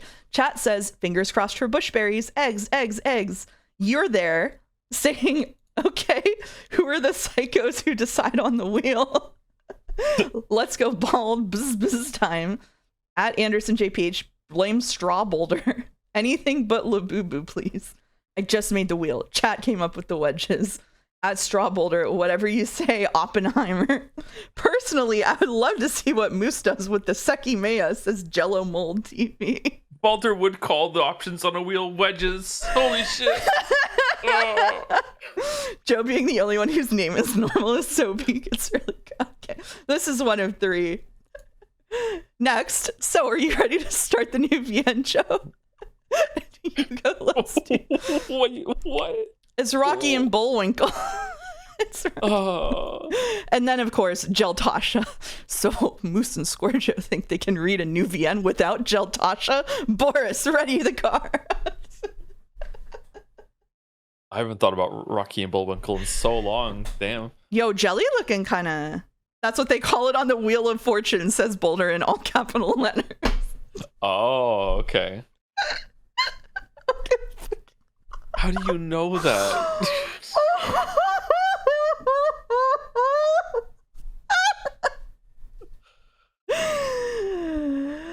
And finally from Mega Geeko, oh, the batter from Office here too. Wonder what they want. So previously Mega Geeko did regular mouse as the batter, but now we get fucking sick. This sick fan. This is amazing, by the way. The sick art of Moose batter with the layers are insane. I'm so sorry to everybody in the chat who's just here for 420. What is the thing on the top left that's hanging off the antler there? Oh, that's a good question. I'm not sure. Oh, it's the hat. It's the hat because they can't wear the hat because they've got antlers. Oh, okay. That's good. That's really good. Thank you, Mega Geeko. The bursts of color inside the hoops are really cool. Yep. Thank you, Mega Geeko. Now for Mouse Viewer, all the Moose talk got me wondering about other alternate universe versions of Mouse. So we do have normal Hello It's Mouse, Canadian Hello It's Moose, Doctor Hello It's House, and Plant Hello It's Moss. I dutifully created a tag for Gregory House, so I did do that at least when I was tagging. I like House. Yep. House is good. House is really good. Yeah. Thank you, Mouse He's Viewer. Such an asshole. He is such an asshole. It's awesome. It's awesome. Sorry for Gregory House tag on Mouseum. I hope that someone uses it again. I'm learning so much stuff about these fan art that I was too embarrassed to ask because I miss so much mouse lore. There's way too much lore for the size of the channel. It's insane. Thank you, Mouseier. From Double Jumper, thank you, Dalmek, for the contribution. Dalmek said, it's pretty obvious Moose chose the animal she did because it's large and powerful, which very conveniently ties into her love of fascism. Only a real and true comrade would pick something small and weak like a mouse to represent themselves, but we all know she'd never go for that. Honestly shocked she didn't go for something like a grouse, considering how much she loves the UK. What does it say about me with a dragon? Dalmek band. Badim Metazua says, is that a camel? Helpful regular 225. Come on, it's in the name of the channel. And we've got, of course, the Labubu on the mug. Thank you, Double Jumper. Thank you. From Luna Panda, and a moose encounter in the forest. I love that the moose keeps the moose keeping the septum piercing is really meaningful to me personally, because for the first probably... I got my septum pierced when I was 22, which is 50 or 60 years ago. And septum piercings were not that common then. And every time I went to security in the airport, the TSA agent would go, did that hurt? And then I would have to say, no, not really. And then they'd say, does anybody ever tell you that it makes you look like a bull? So having been compared to quadrupeds for at least half a decade of my life, I love to see it. I love to see it realized. That's so rude. It is rude. They're TSA. They think they can do whatever they want, and they're right. Anyway, thank you, Luna Panda. This looks really good. I love moose in a cardigan. It's so polite. From Rodney, fully screen capped with MS Paint. Disappointed I wasn't invited with all I have to offer. Rodney's still working toward getting the fan artist role on Discord. Thank you, Rodney. Including the MS Paint window is great. That's so good. Thank you, Wug, for introducing hit streamer Monts. You got your own tag, Wug. You got your own tag. Next thing you know, they're going to start a group chat for Monts. Here's Monts. I love happy birthday, Wug. Yeah, happy birthday, Wug. we've got the moon and the star. Very cute. And I love the little flower. What does Monts mean? Don't ask me. First Wug fan art. That's true. First Wug fan art. Thank you, Wug. Thank you, Wug. Wug recently ran a round of Blood on the Clock Tower with members of Mousecord, which is a tabletop type game where it's like Mafia, but you do it in real time. And they had 2 rounds in it, and it seemed really fun. So sign up for that if they do it again. Thank you. From Q, my headcanon, also a first-time fan artist. Really, everybody was very excited to get in on this. Q says, my headcanon is that moose is French-Canadian. Not a horse, a moose. And then we... Quebec flag. Oh dear, Quebec has his own flag. What the hell? Thank you, Q. I think Q is no Quebec tag. Make more Quebec fan art, and we'll make a Quebec tag. No, if you give them a tag, they're gonna want their own fan art website. No, don't do that. Don't do that. Thank you, Q. And then finally, I don't want to pick favorites, but I did want to go out on this one because it's going out with a bang. So finally, from Outson, hello, it's Moose. Original character, Do Not Steal, is a different kind of cozy gamer. She enjoys long walks across desolate Eastern European marshes, sneaking around abandoned industrial parks, and collecting and tinkering with military paraphernalia. These tastes might seem to some a bit unusual, but we don't judge here, as long as we're all having fun. Smiley face. This is based on a real thread in the Cozy Gamer subreddit in which someone said Escape from Tarkov was their cozy game because they loved the inventory management. Oh. That's very big. Outson's interpretation, Tarkov is a very casual experience if you want it to be. Cheaters, chads, sweats, and the like have never bothered me. To me, Tarkov is a relaxing experience which is significantly slower paced than the many other shooter games that are on offer. The hardcore aspect of Tarkov is the game knowledge, but in terms of sweatiness, it's the grandpa in his basement with a trained set of shooters, and for that, I love it. See you out there, folks. I'll be running around in the woods with my DMR, hoping to find some moonshine, and maybe sitting in a bush when I feel a bit too overwhelmed by the horde of scavs I just had to kill. This was a real post, too. That means that there were 2 different posts about Tarkov. If that's real. Inventory management, yay! And on the bottom, crawling through the woods with the ASMR stream. Hey everyone, welcome back to High Crawling Through Leaves and Mud ASMR. No sex allowed. No sex allowed. Yep. That was a post from R. Tarkov. I edited it a bit. Thank you, Outson. When I first saw this fan art, it made me laugh so hard I cried. Okay. So that was... Having played Tarkov for 2 hours, therefore I'm an expert. This post is complete bullshit. There's no way anyone could have a cozy, fun time in Tarkov. There's no fucking way. There's no fucking way. All right. So that concludes the fan art section and the Moose section for now. I see someone in the chat saying they missed it. If you want to submit more Moose fan art for next week, you are, of course, welcome to. Moose now has 21 pieces of fan art on the website. So 21 mooses. 21 mooses. Thank you very much. This really wasn't enjoyable. Amuse bouche. God damn it, Boulder. Okay. Well, it's been an hour and a half, so we didn't make it quite to the 2-hour point. Do we want to take a quick break before we get into the VN, or do we want to fire it up? It probably behoove us to take a break now instead of getting right into it. Yeah. It would behoove us. All right. Let's take about 5 minutes. I'm gonna make a coffee, and then we'll do the thing we came here to do and read a damn visual novel. All right. See you guys in a bit. All right, we're back, chat. We're back. We've returned. Minorikawa.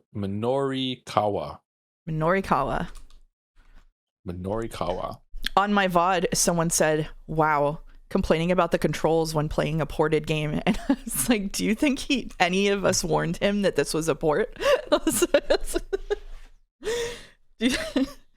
They're vastly overestimating the amount of context you're given. Okay, let me put it on screen. And there we are. There we aren't. There we are. There we are. We're on screen. We've got sound. Okay, so do we want to do a quick recap of what happened last time? Mm-hmm. Would you like me to do the quick recap? Mm-hmm. Okay, so 428 is a visual novel that has hour-by-hour storytelling. So we did 10 to 11 o'clock.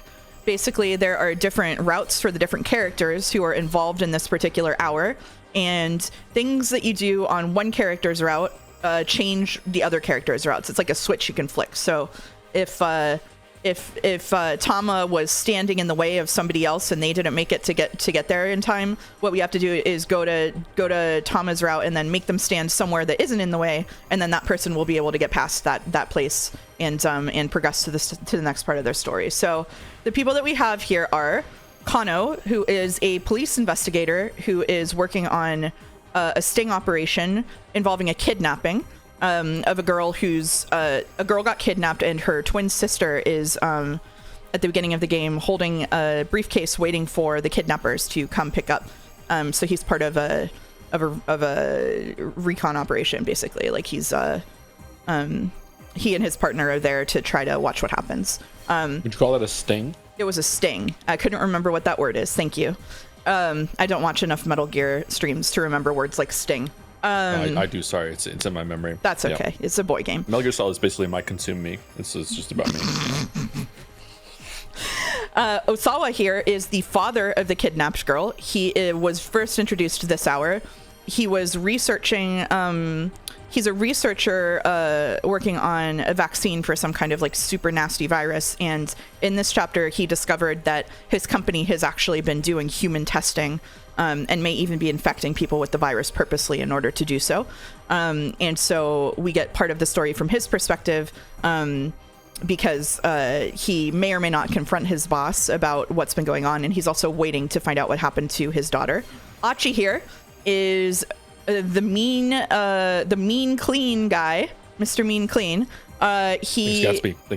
Thank you, Gatsby. So Achi is basically just like a folk hero. Like he goes around cleaning up the city. He defends people from evildoers, and he's just your average guy. He kind of got roped into it because he tried to help the girl who was waiting to pick up the ransom. So we have him in the mix. Minorikawa is a journalist who writes freelance articles, who I don't know, like we did him last and I don't remember exactly how he integrates into the story overall, or if we have him integrated into the story overall. He got a call from one of the people that he does freelance journalist work for, and went to his office and ended up finding him dead. Although that may be something that we are able to change. And then Tama here is a mysterious woman, supposedly, we don't know for sure, inside a cat costume. Twin sister. This is so Joe strongly believes that this is the twin sister who was allegedly kidnapped. Tama is working, trying to hustle and sell energy drinks for basically a pyramid scheme. Her boss gets basically dragged away by probably the Yakuza, and she is stuck in this costume. We've done like 2 minutes of Minorikawa, yeah. So we have we've got all sorts of things lined up, and we have no idea what's gonna happen next. Oh, and she's been hit in the back of the head, and she has some sort of memory loss. Yeah, she's been hit in the back of the head and has some sort of memory loss. Yeah, her zipper broke. Problem is, what's her name from Zero Escape? I don't know, what's her name? So I believe we have not done Achi and Kano this chapter yet. I say we go Achi Kano. Achi Kano, okay. All right. So do you want to stick with the characters that we were doing last time? Like, have me narrate Achi and you do the tips, or do you want to swap this time? We can do that, sure. Okay, we can do it. All right, so here we go. The man with the cane aimed his gun at Hitomi, his face devoid of emotion. Hitomi is the sister who was waiting to pick up the ransom. Yeah. Please. The girl said, trembling. Why are you doing this? But the man did not reply. Quickly, Achi stepped in between Hitomi and the gun, spreading his arms wide. Stop! He said in English, one of the few English words he knew. He quickly reverted back to Japanese. Who the hell are you? Still, the man did not respond. Oh, there's a summary button when you're on someone's story? Oh, that's good to know. Thank you. You know this guy, Hitomi? No. Achi was sure he'd never seen the man either. What are you after, money? Because if you are, boy, are you wasting your time chasing us. The man furrowed his brow, adjusting his point of aim to Achi's face. His bloodthirsty gaze left Achi no doubt that he was willing to pull the trigger. Reflexively, Achi took a step back, his foot clattering against a discarded beer bottle. We're gonna get gunned down for sure. Unless we can find some way to catch this guy off guard. It didn't need to be much. If Achi could just distract the gunman for a moment, buy himself the briefest window. Briefest. Wow, that really is Zooted Mouse working the controls. Kerchie fed girl. I was imagining Brie Fest in France, just like really excited for Brie, like just want to eat the cheese. Oh, okay. You know what I'm saying? All right. Yeah. Shoot me then. Yeah, okay. Really, literally should. Go on, do it. He stepped forward as he shouted, hoping the provocation would confuse the guy for just long enough. Literally forgot briefest was a word there. Even as Achi moved, the gunman's attention was distracted for an instant by a sudden sound. The phone in his breast pocket was ringing. Seeing his chance, Achi, A, lunged forward in an attempt to wrest the gun away, B, snatched up the beer bottle and swung it at the assassin, or C, grabbed Hitomi and ran. What do you think? I think A and B are both going to fail, and then we have to do C. Okay. Let's go top to bottom? Sure, we can go top to bottom. Seeing his chance, Achi lunged forward in an attempt to wrest the gun away. He reached out with both hands, attempting to knock it to the floor. The man's grip on the weapon was stronger than he expected, however, and he shoved Achi away with surprising force. Oh. The gunman's posture radiated a ferocious determination. His eyes, though, were like a dead man's, wide and hollow. It was unsettling, to say the least. Who the heck is this guy? Hitomi, Achi shouted. Get out of here now. Bro needs some skincare. Yeah, that is begging for retinol.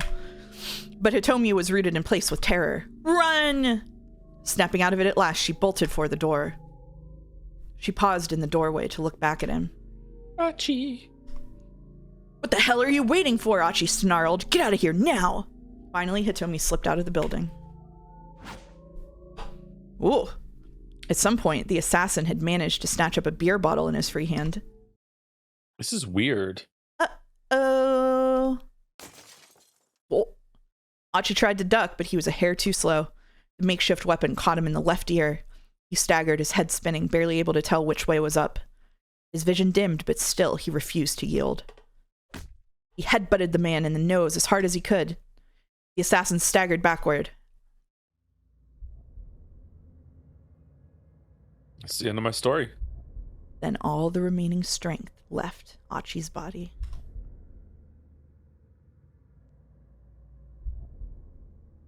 Bad end.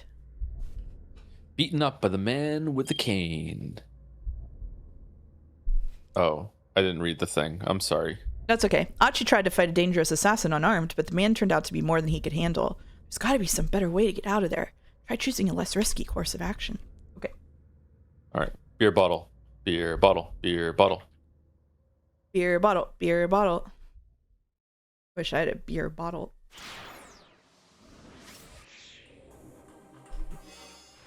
Oh, do I need to... Oh, there we go. It just went there. Beer bottle. Seeing his chance, Achi snatched up the beer bottle and swung it at the assassin. The man narrowly avoided being struck, but he staggered wildly off balance. Hitomi! Achi grabbed her by the hand and dashed out of the club. The club. Why do you say it like that? I don't know.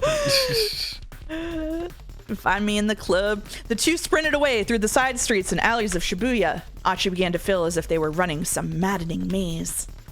Like rats. That song was huge. That song was a huge song. It was, yeah. Before long, the two had made it almost as far as Aoyama. Wait up. Oh, that's you. Oh, Achi, wait up. Achi glanced back at Hitomi. Ah, my bad. Guess we've been running pretty hard. You tired? No, I have heels on, you idiot. Hitomi shook her head. No, it's just I have to get to Dogenzaka. Dogenzaka? What for? What could you possibly need to do there now? That's what I was told when I handed over the Achi case. The man leaned in to whisper to Hitomi as he reached out for the case. You're gonna do exactly as I tell you. 2 things. He wore a cool, feigned smile, as if this were some casual conversation. First, you're gonna go to Dogenzaka and get in the blue van there. Hitomi nodded wordlessly. Second, you will not attempt to contact either the police or your family in the meantime. His chilling tone brooked no argument. Just those 2 things, and we'll let your sister go. Hitomi nodded again. The man flashed her a big, bright grin. Okay, then. Give me the money. Give me the money. Give me the money. Blue van in Dogenzaka, huh? Achi muttered. So that's why you said the police were a no-go? A blue van? Yes, exactly. Yes, exactly. I have to go get to the blue van in Dogenzaka. Hitomi's voice betrayed her desperation. I wonder if your sister's in that van then. If she is, we've got to hurry. The issue lay in how to get to Dogenzaka. They could probably avoid their pursuer if they kept to streets only the locals usually knew about. That meant staying off the more well-trafficked routes like Roppongi-dori or the stretch between Miyamasuzaka and the station. The side roads south of the station were their best bet. It's not because it's Japanese, it's because it's Japanese and like you can't read it's hard to read the white text over the background. Like I'm suffering. It was going to be a long detour. All right, come on. Turning, Achi headed back the way they'd come. After a moment's confusion, Hitomi followed. What do you feel about the text covering the whole entire picture? I don't like it. I like it when there's like a box instead with also name tags. But do other people like it? Yeah, it's Soul. Yeah. It happened a lot originally Umineko did this too. Yeah, I remember before I think that was the original that we did it. Yeah, I don't like it. Yeah, but it's other people like it. I can see the appeal, but it's not for me. I wish it had color coding in the names, like someone said in chat, like Sekimeya does. Sekimeya clears, I'm afraid, on this again, as along with the note taking. Like I think that Sekimeya did it really well. Sekimeya has great quality of life. I think they could have made it a little more clear who was talking though with the full name, but I guess you get used to it as you go on, so it's all right. Yeah. Sekimeya's really good on that. Achi? They also could have written the mystery better. There was a note of worry in her voice. Hey, don't sweat it. I actually live in Dogenzaka. We're heading right back to my old neighborhood. Love you, Godot. Hitomi bowed her head. Thank you so much. I pressed the wrong button, sorry. Hey, it's no problem. I had to head home anyway. Achi gave her a grin and she cracked a tiny smile of her own. Godot just called me a Higurashi player.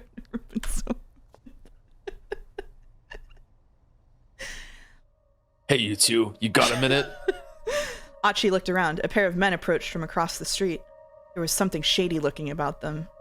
Achi's protective instincts kicked in and he stepped in front of Hitomi. If these guys meant trouble, he wanted to be ready. We just want to ask you something. The younger of the two men drew in closer, a sharp gleam in his eye. Achi braced himself. Ask us what? You know where the Nokane building is? The man held up a flyer. It was for some sort of health food sales demo. Oh, that's where the lady with the cat head is. Oh, these are the guys that beat up her boss. Oh. Okay, so we're going to tell them to go to the wrong place. Yeah. And then that'll flip the switch. Okay. Come on, man. The Nokane building. You know where it is or not? Achi knew the name. Wasn't that one of the buildings on Center Guy? That was near Dogenzaka, the same direction he was going. No harm in helping a couple lost dudes, or I don't like the thought of these two following Hitomi and me. Pointed them in the opposite direction.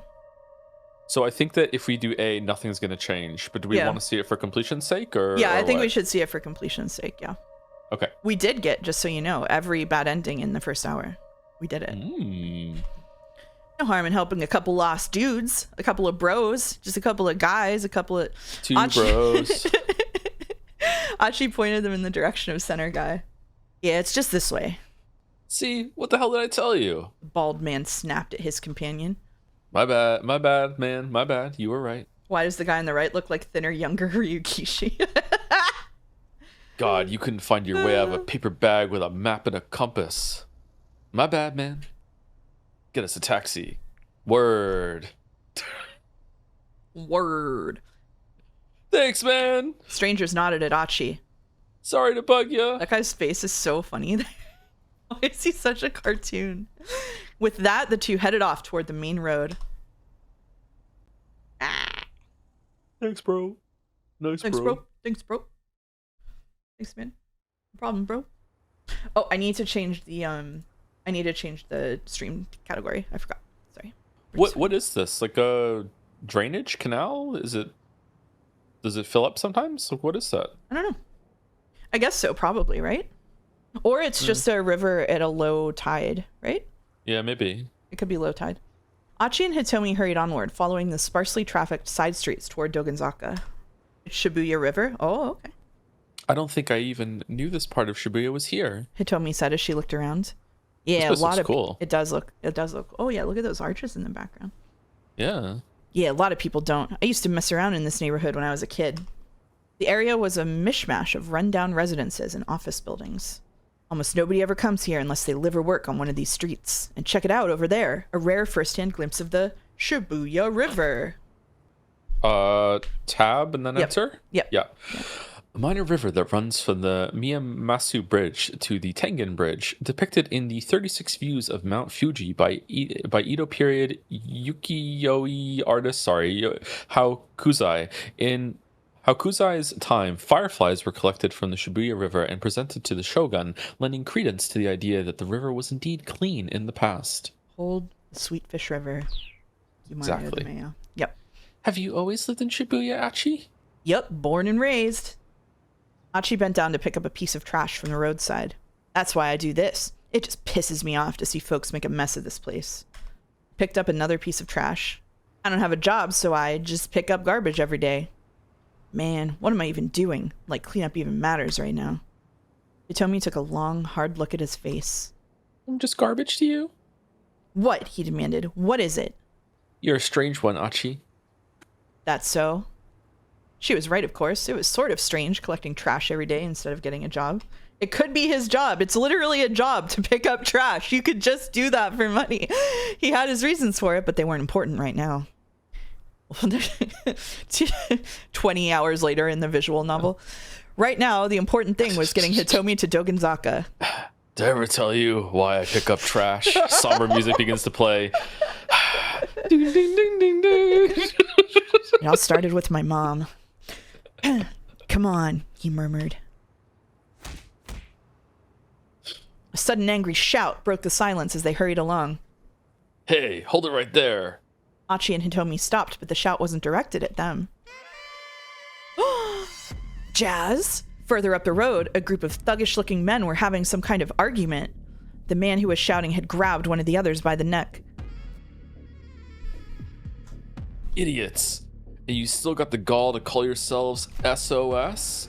The Studs of Shibuya, a youth gang operating out of Shibuya, founded by Achi Endo. Its current leader is Suzumu Nishizawa. They really gave you a VN that was going to force you to learn Japanese pronunciation, didn't you? Didn't they? I'm sorry. Yep. I mean, yeah, Susumu, but the other men standing around looked distinctly uncomfortable. It takes money to run an organization.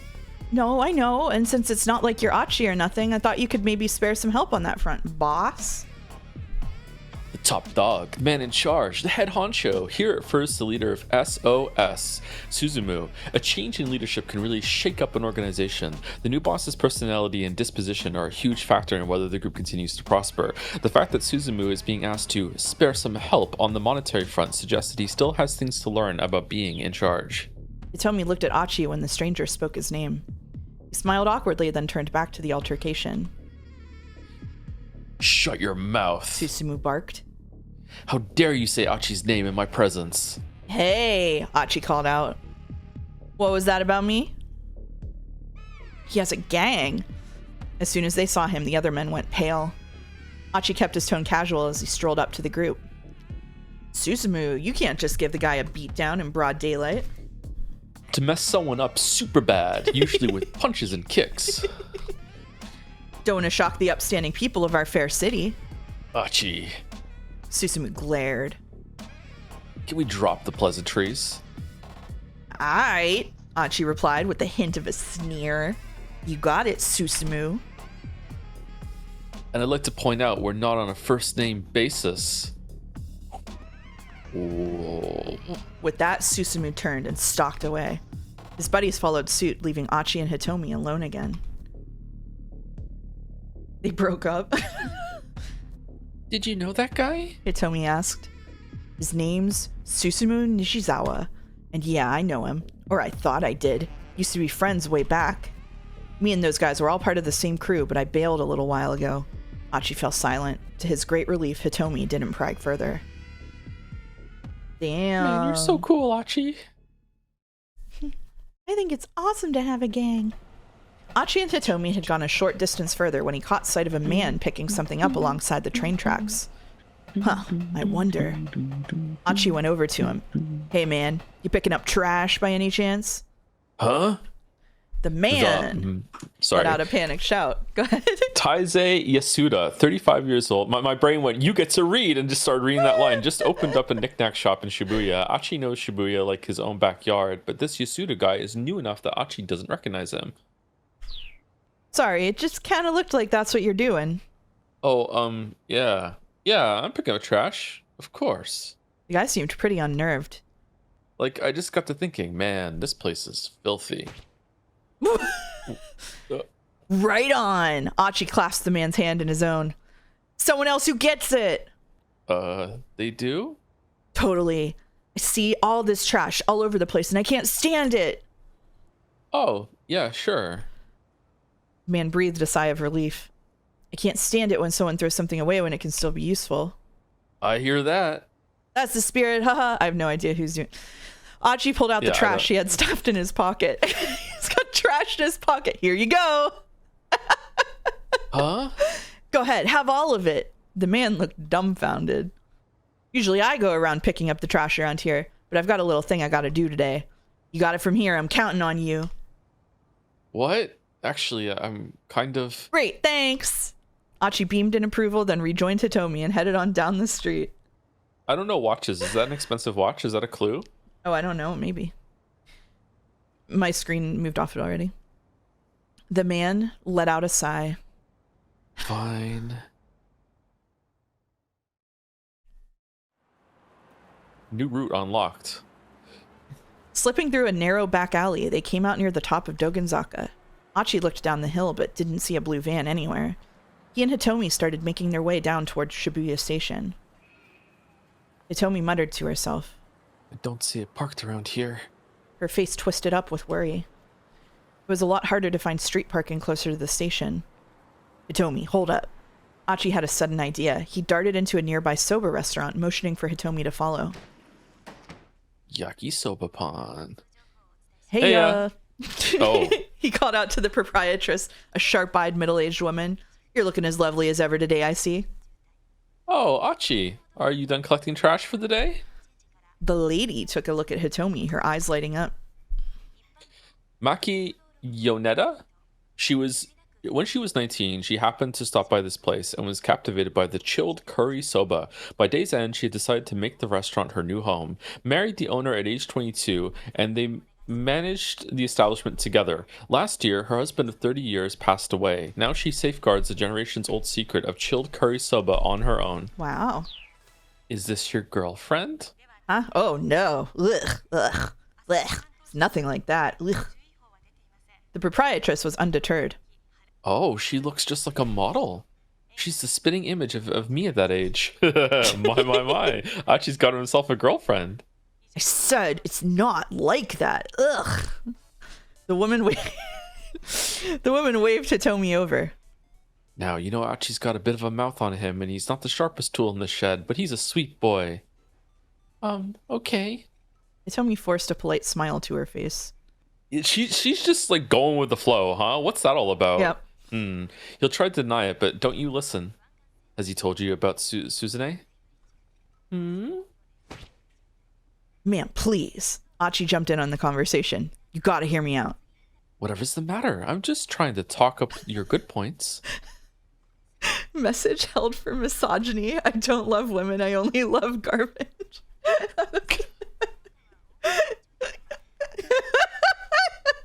Thank you, Twitch. Have you seen a van parked around here? Have you seen a van parked around here? A van? Let me think. Yes, come to think of it, there was. A blue one. She added, confidently. Hitomi leaned forward. Where is it now? She asked. Well, I'm not really sure. I don't keep a close eye on things outside, after all.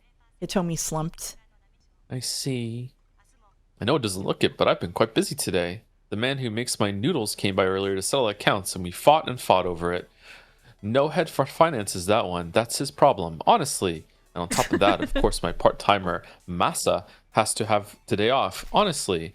First-year student at Midoriyama Academy, a sweet young man who works as a part-timer delivery driver for Dogen Hut and sends all his leftover money to his mother out in the country. Lately, however, he's gotten himself a girlfriend, and he's been sending money back home less frequently. His noodle house job doesn't pay enough to both support his mom and cover his dating expenses, so he's scheming for a way to make it rich quick. I think Midoriyama means Green Mountain.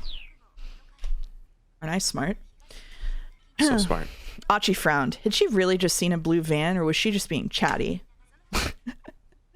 Older women who ran tobacco shops or noodle houses did seem to have a knack for spotting details, but women of her age weren't always the most reliable. Good night, Colton. Thanks for the moose.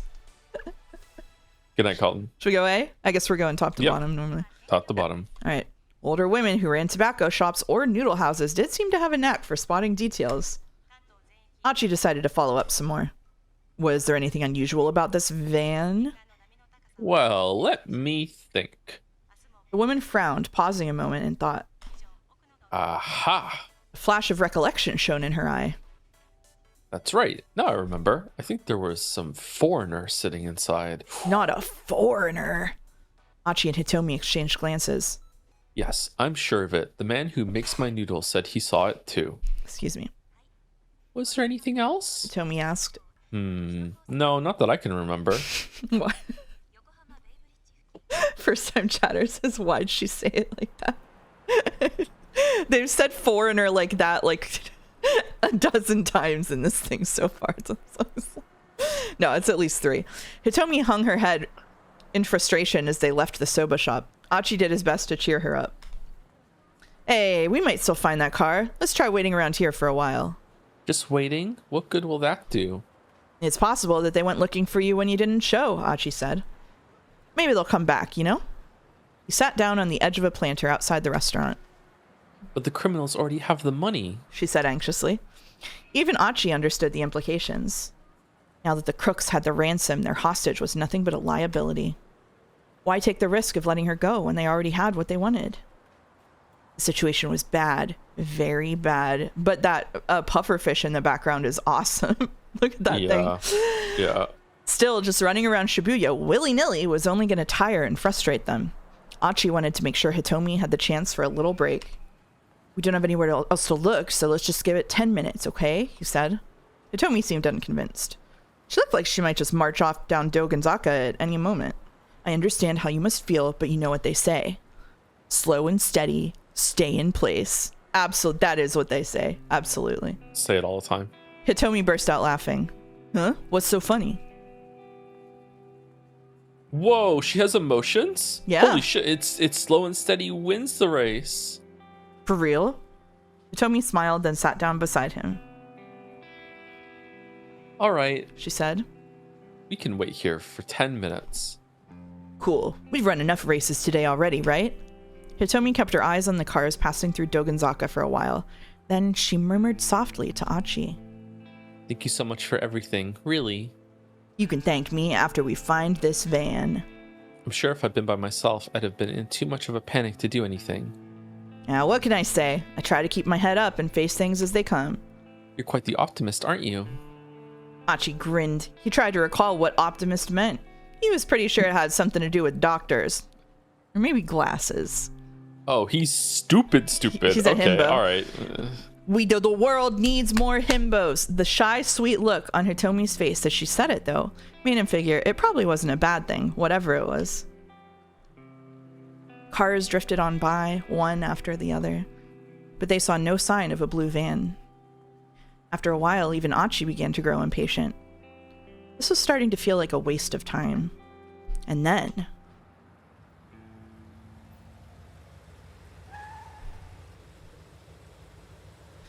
Hitomi, look! There it was. Look! No! No way. That was about an hour, I think. Maybe it's the end of their route for this chunk. No, it's the keep out. It means we have to unlock it. Ooh. It means we have to unlock it with other stuff. We have to bypass it with someone else. Okay, so Kano Kano. is the only one we haven't done now, right? Yes. All right. It's Kano time. It's Kano? Kano, yeah. Kano, okay. Guy who's This too one's mine, stupid right? to know what yes it is. Guy who's too stupid to know what an optimist is, but smart enough to know what an optometrist is actually a great bit. Yeah, it's really funny. 13 Sentinels moment. Yeah, this is in 13 Sentinels definitely inspired this, right? For sure. I bought 13 Sentinels recently on a sale. I'm gonna read it. Play it. 13 Sentinels is pretty good in terms of structure, and some of the writing is okay, but it is very anime. Yeah. That's okay. As he wandered through the back alleys, Kano gritted his teeth. Going after the guy on the bike had been a bad judgment call. By the time he got back up onto the pedestrian overpass, the man who'd thrown the Itachi case was almost out of sight. Kano prided himself on being fleet of foot, but he knew even he would never catch the guy before he disappeared. He'd followed the culprit as far as the alleys, but there he'd lost him completely. All he could do now was hope one of his colleagues caught the man on a motorcycle. Kuze's voice crackled through the earpiece. Mobile Command Center calling all units. The suspect on the motorcycle has handed off the case to an accomplice in Miyashita Park, another foreigner. For real? Kano muttered. One thing immediately struck him as strange. Why hand the case off to someone else at all? Why not just escape on the bike? The man with the motorcycle dumped the bike and fled on foot. We've retrieved the bike and run the plate, and we've determined it was a stolen vehicle. The advanced police communication system is carefully maintained. By using the digital wireless systems in their patrol cars, officers are able to directly access the station's computer network, allowing them to quickly check to see if an individual is on the wanted list or if a vehicle is stolen. Still don't have enough details to positively ID the suspect. The suspect now carrying the attaché case is headed through Dogenzaka, also on foot. We've got him under observation. Dogenzaka, huh? That wasn't too far from where Kano is now. It looks like we're dealing with a foreign crime syndicate that's familiar with Shibuya. All units head to Dogenzaka, but do not, I repeat, do not attempt to apprehend the suspect with the case. Let's see where he goes.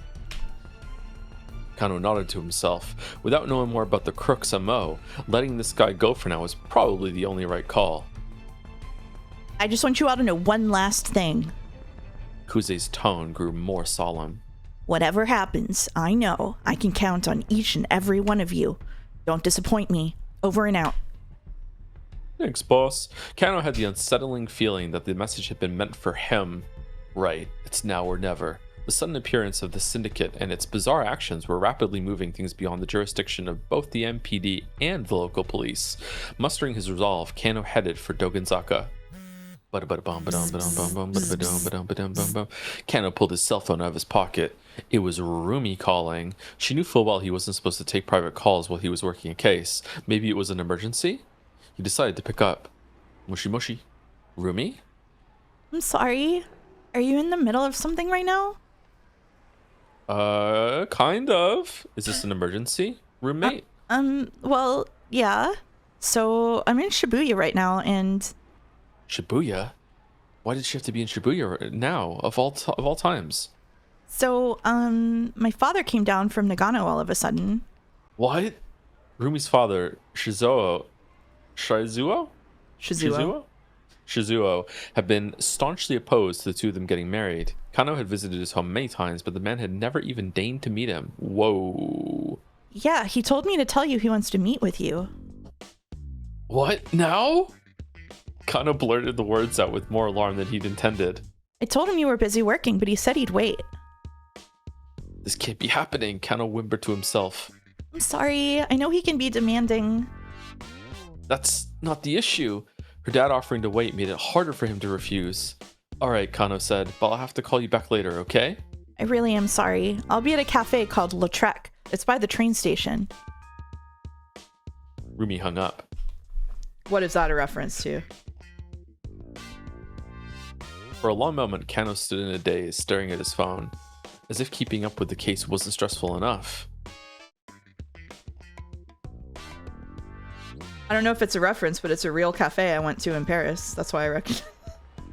Ooh. At last, he stumbled into motion, but even as he scoured Dogenzaka for any sign of the criminal, his mind remained fixed on the meeting with Rumi's dad. There was no way of knowing when he'd be done with his casework for today. But could he really pass up on a once-in-a-lifetime opportunity to get her father's approval for her hand in marriage? Odds are that this will not be the only once-in-a-lifetime experience Detective Kano winds up having today. Foreshadowing is a literary device. Maybe he could slip away for just a bit. There were plenty of detectives still tailing the suspect. Taking 15 minutes or so to meet with Suzuo wouldn't be such a big deal, would it? This is my big chance. I should go meet with Rumi and Suzuo while I can. No, right now I've got a job to focus on. We're absolutely going, right? We have to go. We have to go. We gotta go. Yeah. It's now or never, Kano decided. His future happiness depended on winning over Shizuo. He might not have the opportunity later if the kidnapping case wound up going south. He just had to make sure he didn't linger too long. He was trying to decide the best way to save as much time as possible when he caught sight of a taxi passing by. No, this is the wrong choice. He stepped out into the street to flag the cab down. This is the life or death situation. Okay, The station wasn't too far away, but it would be faster to take a car than run there. The taxi screeched to a halt. Careful, buddy. Shouted the cab driver through the open window. You're gonna get yourself killed. Looking more closely, Kano saw that there was already someone in the back seat. Well, crap. He hadn't considered that the cab might already be taken. Still, he didn't have time to wait for another to come along. Kano leaned in close to the back door of the taxi. Please, I need you to let me have this cab. Beggars couldn't be choosers after all. No way. Snapped the passenger. He didn't seem the genial type. Please, I'm begging you here. Look, I'm in a hurry, pal. Get your own cab. I know how ridiculous this must sound, but please, this is really, really urgent. Urgent? Yes, it's a matter of life or death. Please. Look, I'm sorry, but I'm dealing with something urgent here, too. Then let me ride with you. I'll pay for the whole fare. My entire future's on the line here. Sorry, buddy. It's life or death on my end, too. I gotta look after me and mine. Kano could see this was going nowhere. Right. So sorry to trouble you. Kano stepped back in frustration. And now someone dies because the taxi sped away. Kano scanned the area looking for other cabs. Instead, he spotted the man with the Achi case. It was a stroke of dumb luck, but Kano wasn't going to lose sight of him now. He decided to follow. Is that the same guy? I think it's someone new now. I think that's a different guy. like his jacket. I like a jacket like that. It's a pretty good Further jacket. up along Dogenzaka, in the direction the purpose is heading, was where Yamate Dori joined Route 246. Maybe the guy was planning to meet up with a getaway car. No, wait, hold on. If that were the plan, why would the gang have ditched the motorcycle earlier? Kano started tailing the man, racking his brain all the while. The suspect turned down a narrow side road. He wasn't heading toward Yamate Dori or Route 246 at all, but back toward Shibuya Station. What in the world was going on? It was starting to feel like the crooks were just messing with the investigation team. Huh. Kano radioed Kuze on the wireless. That guy did look like David Mitchell. I agree. The police wireless system is digital in order to make transmissions more difficult to intercept. There are several different channels available, including the basic local channel, a common channel for contacting other nearby patrol cars, channels assigned to specific precincts, action update channels for riot squads, and so on. There is also a separate channel specifically for kidnapping cases, not on the standard wavelengths. The kidnapping frequency. Sir, I don't think there's any point in seeing where this guy leads us anymore. That's not your call to make. Keep watching him. Sir, this is a waste of time. That girl might be in danger if... Kano's argument was cut short as he saw the man head off the Achi case to yet another foreigner. Again? How many times were these criminals going to pull this trick? The detectives broke into two groups to follow both of the men. Oh, this is where they're handing out the samples, I think, maybe. Or maybe not. I don't know. Kano followed the man with the Achi case who eventually led him back to the area around Shibuya Station. Maybe not. Rumi and Shizuo should be waiting at a nearby cafe right now. Kano tried to remember the name. That's right. It was called Lautrec.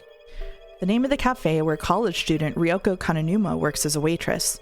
Named after 19th century French painter Henri de Toulouse-Lautrec, he created numerous works, including many posters, book illustrations, and book covers, which are highly regarded in the art world. What do you mean, yeah, okay? Also a Dark Souls character. He kept his eye out for a place by that name as he tailed the target. Before long, he did spot the cafe. Its large plate glass window offered a view of the cozy interior. The sign out in front read, Lautrec. Looked like this was the place. The man with the case was at the intersection, waiting for the light to change. Kano took the opportunity to peer inside. He spotted Rumi right away. She was facing away from him. So the man seated across from her must be her father.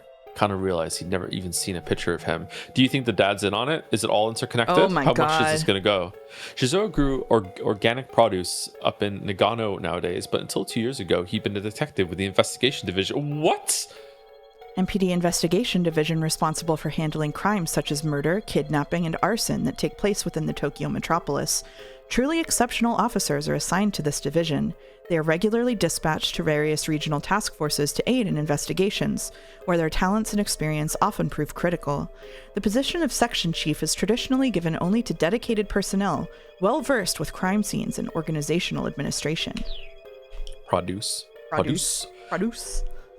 Rumi looked up to her father for his distinguished police career and always spoke quite highly of him. Kano had figured that if he became a policeman, Rumi might appreciate that. Oh my God. It was this simple impulse that No had led him way. to join the force. What the fuck? He had also figured that public servants could stay afloat even in times of recession, and that his physical training would serve him well in such a line of work. Once he was a policeman, he thought he could approach Shizuo with his head held high and ask for his blessing in marrying his daughter. How long had they been going out for then? Years? A while. After Rumi graduated from university, Shizuo had up and retired from police work. Even Rumi didn't know why he'd made the decision. Yep, he's involved. Kano had traveled to Nagano many times to ask Shizuo for permission to marry her, but the only response he ever got was, "I'm not giving away my daughter to any cop." Kano had never even gotten past the intercom before her father turned him away.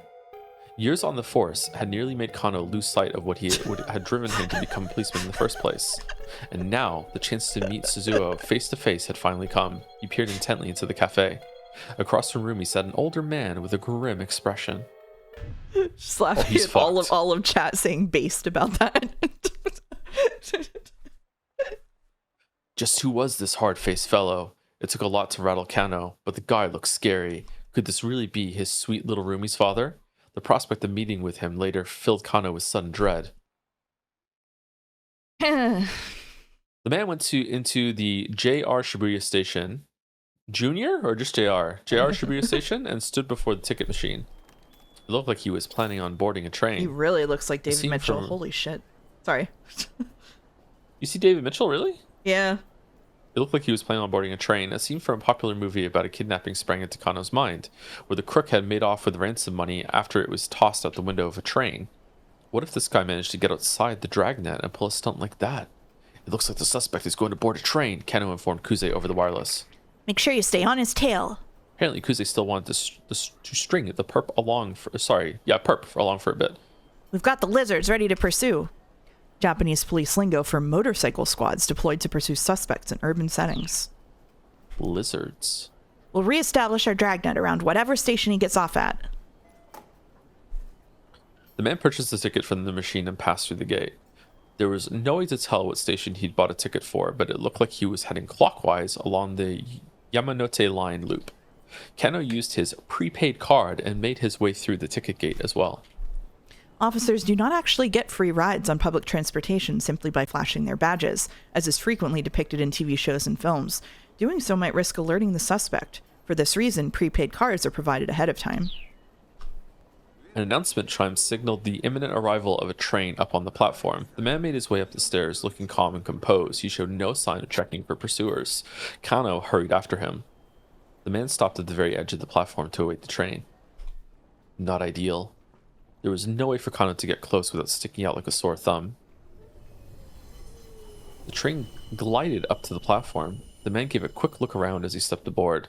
Kano followed. Trains on the Yamanote line, almost got it, didn't stop for long, and soon they were on their way.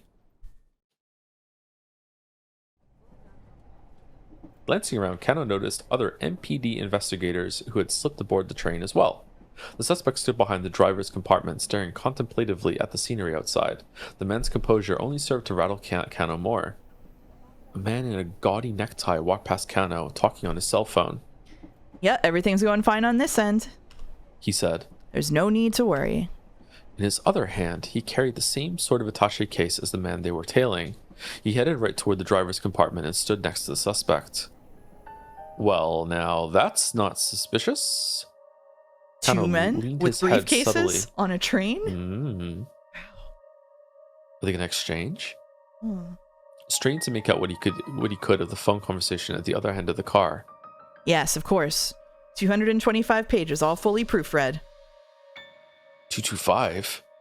Article 225 of the Penal Code of Japan details kidnapping for profit and kidnapping for ransom. Accordingly, 225 is police shorthand for kidnapping.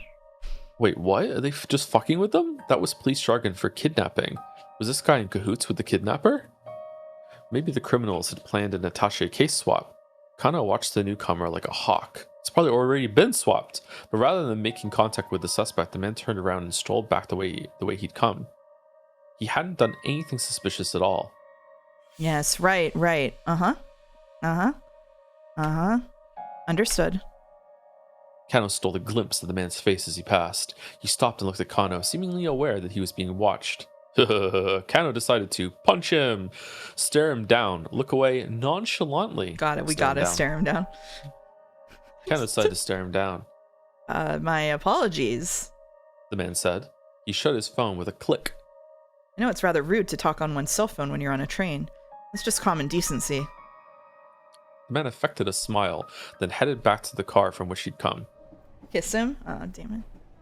Sheesh. Guess I overreacted. You gotta stop staring at everyone.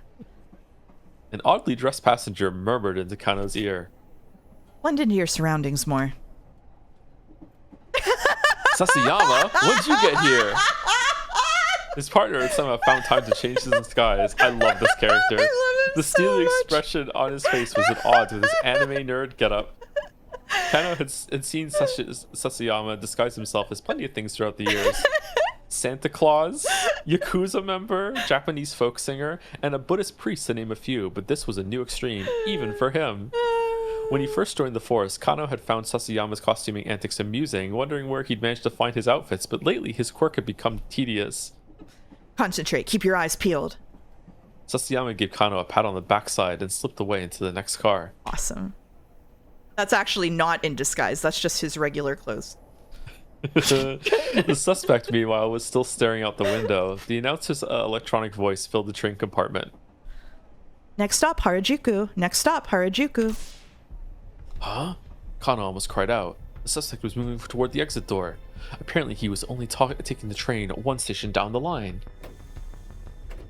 Harajuku girls? Mm-hmm. The train pulled into Harajuku station and the man got off. The area east of the Japan Rail Harajuku station, corresponding to Jingumai 1 Chome in Shibuya, once a bustling shakuba or post station where travelers could rest while journeying across the country. In modern times, it bustles instead with high schoolers after school, displaying flashy youth fashion. Clothing and accessory stores and fast food restaurants line the streets. Many cutting-edge trends in Japanese youth culture get their start here. One station is crazy, you could just walk. He actually wants to go 2 stations, but he's saving some money. The detectives following him disembarked accordingly. The suspect walked along the platform and took a seat on an empty bench. Was he checking to see if he had a tail? Sticking around on the platform at a station where you just got off was pretty unusual behavior. Not wanting to arouse the man's suspicion, the investigators from the MPD made their way down the stairs as inconspicuously as they could. Kano, however, had a sudden inspiration and went to speak to one of the station attendants. "Sorry to bother you, but I think I left something on the train just now." He tried to keep an eye on the man on the bench as he fed his story to the attendant. The suspect sat silently on the bench, Attache case clutched securely in his arms. This guy's weird. He didn't really look like he was checking for a tail. Was he waiting here for someone else then? Attache case guy from Fiverr maybe? Like what's going on? Before long, a train heading counterclockwise around the loop arrived. The man rose from the bench and stepped up to the boarding area. Wait, what the heck? If this guy got on the counterclockwise train, wouldn't that just take him right back to Shibuya Station? The man boarded the train. Kano had no choice but to follow suit. Was this guy playing them? The suspect got off again once the train reached Shibuya. All he'd done was go to Harajuku and come right back. I hope he does it again so bad. So people who like places where they charge you for stations, some in the UK they charged you okay, so in Toronto when you go on a bus or a subway, you pay one fare. It doesn't matter how far you go, it's just one flat fare for the whole entire thing. In the UK, when you got on a bus, you had to pay more the further you were going to stay on the bus. How do they make sure that no one's cheating the system? Is it honor system? If you get caught, you're in trouble, or what? Because the bus driver can remember who got on and what fare they did, but on a subway, like you're not checked that much, are they? I mean, at least on the ones that I've been on, you like whenever you do your card, it tracks where you scan in and scan out. Yeah, like Mario the Mayo is saying, you scan in and then scan out, and then it tracks the number of stations between where you went. Oh, so it charges you when you leave. Yeah. No. Yeah. And it knows when you got there because of the scan. Okay. What about before they have the scanners? Was it just? I don't know. Okay, it doesn't really matter. I was just curious. Kano reported into Kuze. The suspect has returned to Shibuya Station. Acknowledged. Keep tailing him. Kano felt himself growing increasingly paranoid. This criminal organization didn't seem too keen on getting away, and here was HQ giving these guys free rein. Yeah, that's the right one. Something was off. He was sure of that. As he tailed the mark, Kano took out his phone.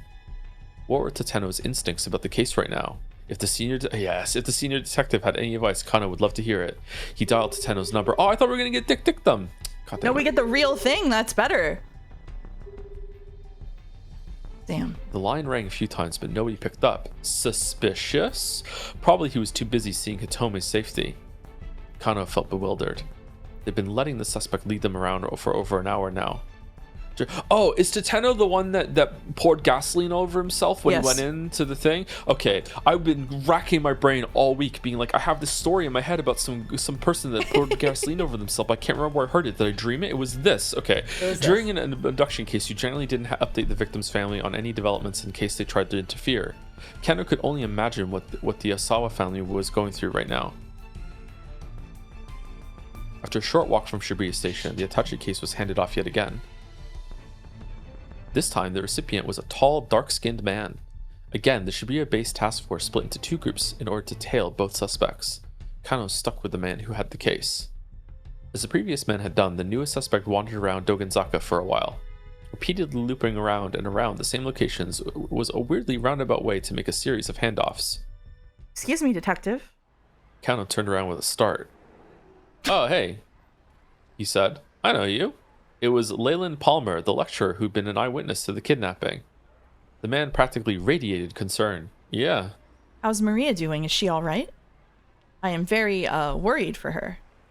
His Japanese was more halting now. My heart, it is with her family. Kano gave a quick look around. It didn't appear that they were being watched. Maybe Palmer knew more than he told the police earlier. If Kano talked to him now, he might get some additional clues. If the syndicate spots us, my cover's blown. We're hosed. I can't stick around like this. We're So top hosed. to bottom? Yep. Maybe Palmer knew more than he told the police earlier. If Kano talked to him now, he might get some additional clues. Actually, Leyland, do you mind if I ask you a few more questions about the party where the kidnapping occurred? Leyland squared his shoulders. No, please, ask anything except about Bob. Do you know? Do you know what time Maria showed up at the event? Leland hesitated, thinking. Probably around 6 o'clock. She was there when it started. Was there anyone else there who stood out? Stood out? How? Like someone you usually wouldn't expect to see there. Leyland tilted his head, like a dog. No, I don't think so. Everyone there was a Everyone student there. from my class, including Oh, the exchange students. It's more talking. It Not is. much new here, Kano thought. He decided to ask one last question. Did you happen to hear why Hitomi was running late in the first place? This is the only visual novel ever to use punctuation correctly for dialogue. Oh, Yeah. no. Sorry, I'm not very helpful, am I? Leyland dipped his head in apology. It's all right. Thank you for your cooperation. Please help Maria. I will. Oh, Maria. Kano parted ways with Leyland and went back to tailing his suspect. Well, that was a waste of time. He pulled his phone from his pocket. It was Rumi again. It was weird that she called twice when she knew he was in the middle of something important. Had something happened while she was waiting at the cafe with Shizuo? Shizuo? Kano picked up hurriedly. What's the matter? What's the matter? You know what the matter is. Rather than Rumi's soft soprano, it was a threatening masculine voice that came over the phone. What? My bad. Oh. Kano felt his whole body stiffen with dread. Is this my father-in-law speaking? Don't remember being anyone's father-in-law. The speaker's tone was firm and flat. No, I know. I just, Kano found himself at a loss for words. So you're dating my daughter, huh? Sir, yes, sir. Kano barely squeaked out his reply. Thinking about getting married? Yes, sir. And speaking of which, I'd love the chance to sit down and have a nice long... Then how long are you gonna keep me waiting? Hurry up and get your ass over here. Oh, how very much Kano wished he could do exactly that. Sir, I would, but... Forget it. The words came in an angry huff. You can't have her. Goodbye. What? Sir, please wait. As Kano cried in desperation, he heard Rumi's voice on the other end of the line. Dad, you can't just use my phone like that. You were taking too long in the bathroom. Give it back. Rumi? Kano tried and failed to keep the heartbreak out of his voice. Is this her? I think that's still you. Sweetie, what's wrong? Oh, sorry. Yeah, that was me. Your father just said he doesn't want us getting married. What? Dad? What did you say to my boyfriend? Listen to you calling that boy little pet names and whatnot. I think you're a little too attached. Daddy, you haven't even met him. That's why I told you to have him come see me. How long is he going to make me wait? Kano listened as the two argued on the other end of the phone. The phone must be lying somewhere between them. Could this get any more awkward? Rumi, I'm sorry, Kano shouted apologetically into the mouthpiece. This is all my fault. Please, you don't have to fight like this. The phone clattered as Rumi scrambled to bring it to her cheek. No, I'm the one who should be sorry. Sorry for what? Oh. Sorry for what? It was Shizuo again, grumbling in the background. You have nothing to apologize for. I'll deal with my father. Rumi said hastily. You just focus on work, honey bun. I know you're in the middle of something really important. Thanks, Rumi. Kano was legitimately touched. I'll do my best. Sorry, Kano hung up. the honey bun was just for people who were here yesterday for the visual novel streams. Ah, okay. Honey Bun's sweet. And went back to the task at hand, more determined than ever. Not the way that visual novel used it. For Rume Sake, not to mention the victims, he needed to focus on cracking this case. The man he was tailing was walking several meters ahead. There was no telling when Kuze might give the arrest order. I think Kuze's in on it. Kano braced himself to spring into action the very instant the order came down. Mobile command to all units. Once more, the director's voice came in over the wireless. Was it time to make the arrest at last? It was in the plant visual novel. Crazy Fist. We've identified the man who first picked up the attaché case by the statue of Hachiko. No arrest yet then, but still a crucial development. His name is Tariq Al-Karawan. He's got priors for larceny, illegal possessions of narcotics, you name it. He belongs to a foreign criminal syndicate that's operating in Shibuya. What's larceny again? Like embezzlement or something, maybe? I don't know. I think it's like that, like financial crimes, maybe? Like a financial business crime? Theft, stealing, robbing, stealing. Okay, kind of felt his apprehension rising. Whimsical stealing, yeah. Ah, if this syndicate was behind the kidnapping, they were anything but amateurs. And though they might be leading the police on a wild goose chase, they certainly weren't playing around. Damn, the dramatic slow scroll. I've been listening to this like continued. I've been listening to this like a podcast. I thought roomie was roomie as in roommate, so I thought they were literally roommates. Yeah, that's been in my head too, yeah. And they were roommates. To be continued. All right, okay, so we have to get further. Done. So do we want to go back and flip Kanos to the right ones now then? Yeah, we should so the most obvious one to do first is to flip him going to the car and yeah. I don't know about the one where he looked at the person on the train, or if he does if he talks to Leyland or not, but we should definitely flip the taxi one, right? Yeah, we need to flip the taxi one. What time was the taxi one at? 11:10. 11:10. Okay, here we go. All right, so we're gonna flip that, and then we're gonna go over to the bike guys one and just follow that one. Let's just see where the trail leads us. Yeah, I think so. Yeah. Okay, so let's. What is it? You control to get there, or was it? I don't remember. No, control's not doing it. Spacebar. Oh, I just went directly to that time, and it let me do it. Oh, a couple lines. All right, so no. Right now, I've got a job to focus on. Yep. Okay, we're doing that one. No, right now, I've got a job to focus on. Kano shook his head to clear out the foolish impulses. What the hell had he been thinking? A girl's life was on the line. Marrying Rumi was more important to him than anything, but now wasn't the time. Besides, now that he thought about it, running out on a critical investigation to meet with the old man probably wasn't going to score many points. Rumi's dad didn't strike him as someone who would approve of shirking one's responsibilities. Kano would just have to wrap up this kidnapping case with a little ahead of schedule. Then he could have a proper sit-down with Shizuo. The syndicate just really wants to break him and Rumi up. This is what this is all about. Yeah. As he considered his plan, he caught sight of the man with the attaché case walking by. All right, and now we're back online, right? It seems. Yep. Okay. We exit out with escape, or tab, or what do we do? F10. F10. F10 is that what Nope. it is? F2. I don't know what button is. F2. F2. F2. Okay. So now we can go to we're gonna Minorikawa. Yeah. Minorikawa, and what? Do we just go to the end? Maybe. Let's see. Okay, so just go to the phone end. call from Toyama. Chat says yes. Yeah, phone call from Toyama. All right, I was reading this one, right? And we skip, don't we? We can skip, yeah. It should automatically pass stuff that we've already read, but I don't it's not working. I don't remember how to go down. Hold down. Oh, and then it goes to the only thing I can do now is die. Yes. If you can't skip, it's new. Okay, cool. Okay, go for it. Okay. The only thing I can do now is die. Mouse, your stream turned gay. Oh yeah, that's emotional support, Sai. He's here to help. The taxi's tires squealed as the cab rounded a corner. The shift in momentum made Minorikawa topple over in the back seat.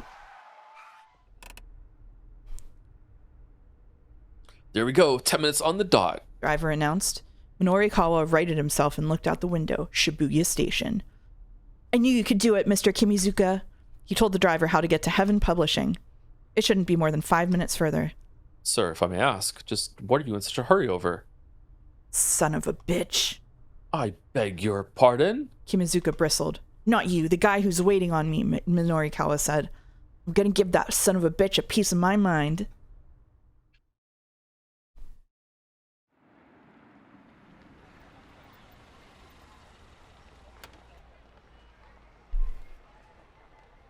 The multi-tenant building where Heaven Publishing had its offices came into view. The taxi stopped outside. Minorikawa opened the door as he hurriedly reached for his wallet. Then he stopped. What if the worst had come to pass and he needed to take Toyama to a hospital? Oh, F10 is the Sai key. I thought someone redeemed Sai. Sorry. Should he have the taxi wait here? I forgot F10 is the Sai key. I forgot I did that. I forgot it. Sorry. Look at that. Should he have the taxi wait here? Damn, I gave it away for free. Or would it be better to call an ambulance? Oh, well, they put it on anyway. Sir, is there a problem? The driver asked. Wait here, I'll be right back. Or no, I'm fine. You're a lifesaver. How much do I owe you? We'll just go A, right? A. Yeah. Wait here, I'll be right back. Minorikawa was out of the cab in an instant and running for the building. Once inside, he avoided the elevator in favor of rushing up the stairs. Dun, dun, dun, dun, dun, dun. Heaven Publishing rented out the 3rd and 4th floors. In all likelihood, Toyama would be at the editing department of 4-store General Gossip on the 4th floor. When he got there, however, the door was locked. Mr. Toyama! Hey, Mr. Toyama! He shouted and banged, but there was no reply. Something was seriously wrong. Minorikawa took a deep breath and then kicked the door in. Whoa! Toyama was standing on a stool, about to slip his head through a noose that hung from the ceiling. What the hell are you doing? Norikawa lunged for Toyama. The two men crashed to the floor in a tangled heap. A pile of clutter slid off a nearby desk and fell on top of them. Minorikawa, what are you doing? Toyama whined. Dragging himself back to his feet proved something of a challenge. That's what I'd like to know, Minorikawa's fury was mounting. What the hell is this all about? Jabbed an accusing finger at the noose hanging from the ceiling. Oh, that. One of the fluorescent lights died, and I was just swapping it out. Don't you beat me that bull? What was that phone call all about? That business about how the only thing you could do was die. Tell me. Just a joke. Just a goof. It was a bit. Toyama curled his lips into a faint semblance of a smile. Norikawa wasn't buying it, but he didn't have time to press the issue. A cute little voice echoed through the editing office. Daddy, I'm back from the store. A little girl came walking in carrying a length of rubber gas tubing. Actually, you can do her voice and hit them with the ooh ooh. They love that. Okay. It was Toyama's 5th grade daughter, Hana. Teruo? I don't know. Toyama's only daughter, currently 10 years old. The night Hana was born at Shibuya Central Hospital, there was an unexpected fireworks display outside the window of the maternity ward. Oh, did they lose track of what month it was? As he looked out at the bursting rockets, Teruo decided to name his daughter Hana after the Japanese word for fireworks, Hanabi. Minorikawa stared. Toyama, you were planning on using that hose to... He hesitated to end his sentence with gas yourself to death. Well, you know, it's almost gas heater season after all. Does that mean that she would have come here and found it? Uh-huh. Yep. The hell it is. It was a beautiful sunny April day outside. Well, you know how sensitive I am to the cold. This was getting truly ridiculous. Minorikawa got right up in his face. Listen, just explain to me what the heck is going on, okay?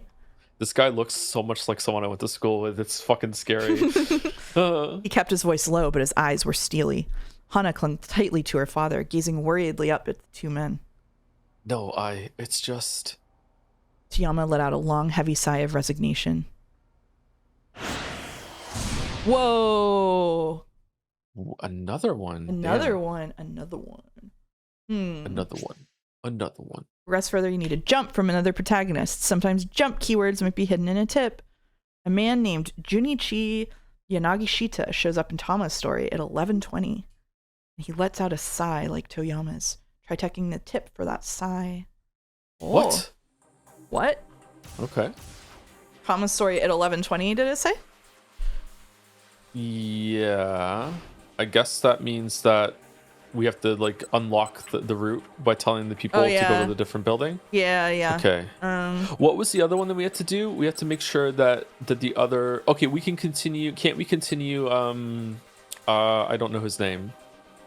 It doesn't tell me his name. So Asawa's now because the other one didn't get kidnapped. Hitomi didn't get kidnapped. Or maybe that doesn't matter. I don't think they know if she got kidnapped or not, right? I'm not sure. I say we go back and tell them to go a different way, and we do Thomas. Okay. So that was the Yakuza looking guys, right? Yeah. Yeah. Yeah. So Achi, Yakuza looking guys. Okay. The other Yakuza guy. The other. Okay, don't like the thought of these two following you Hitomi and me. All right, so let's go. All right. I didn't like the thought of these two following Hitomi and me.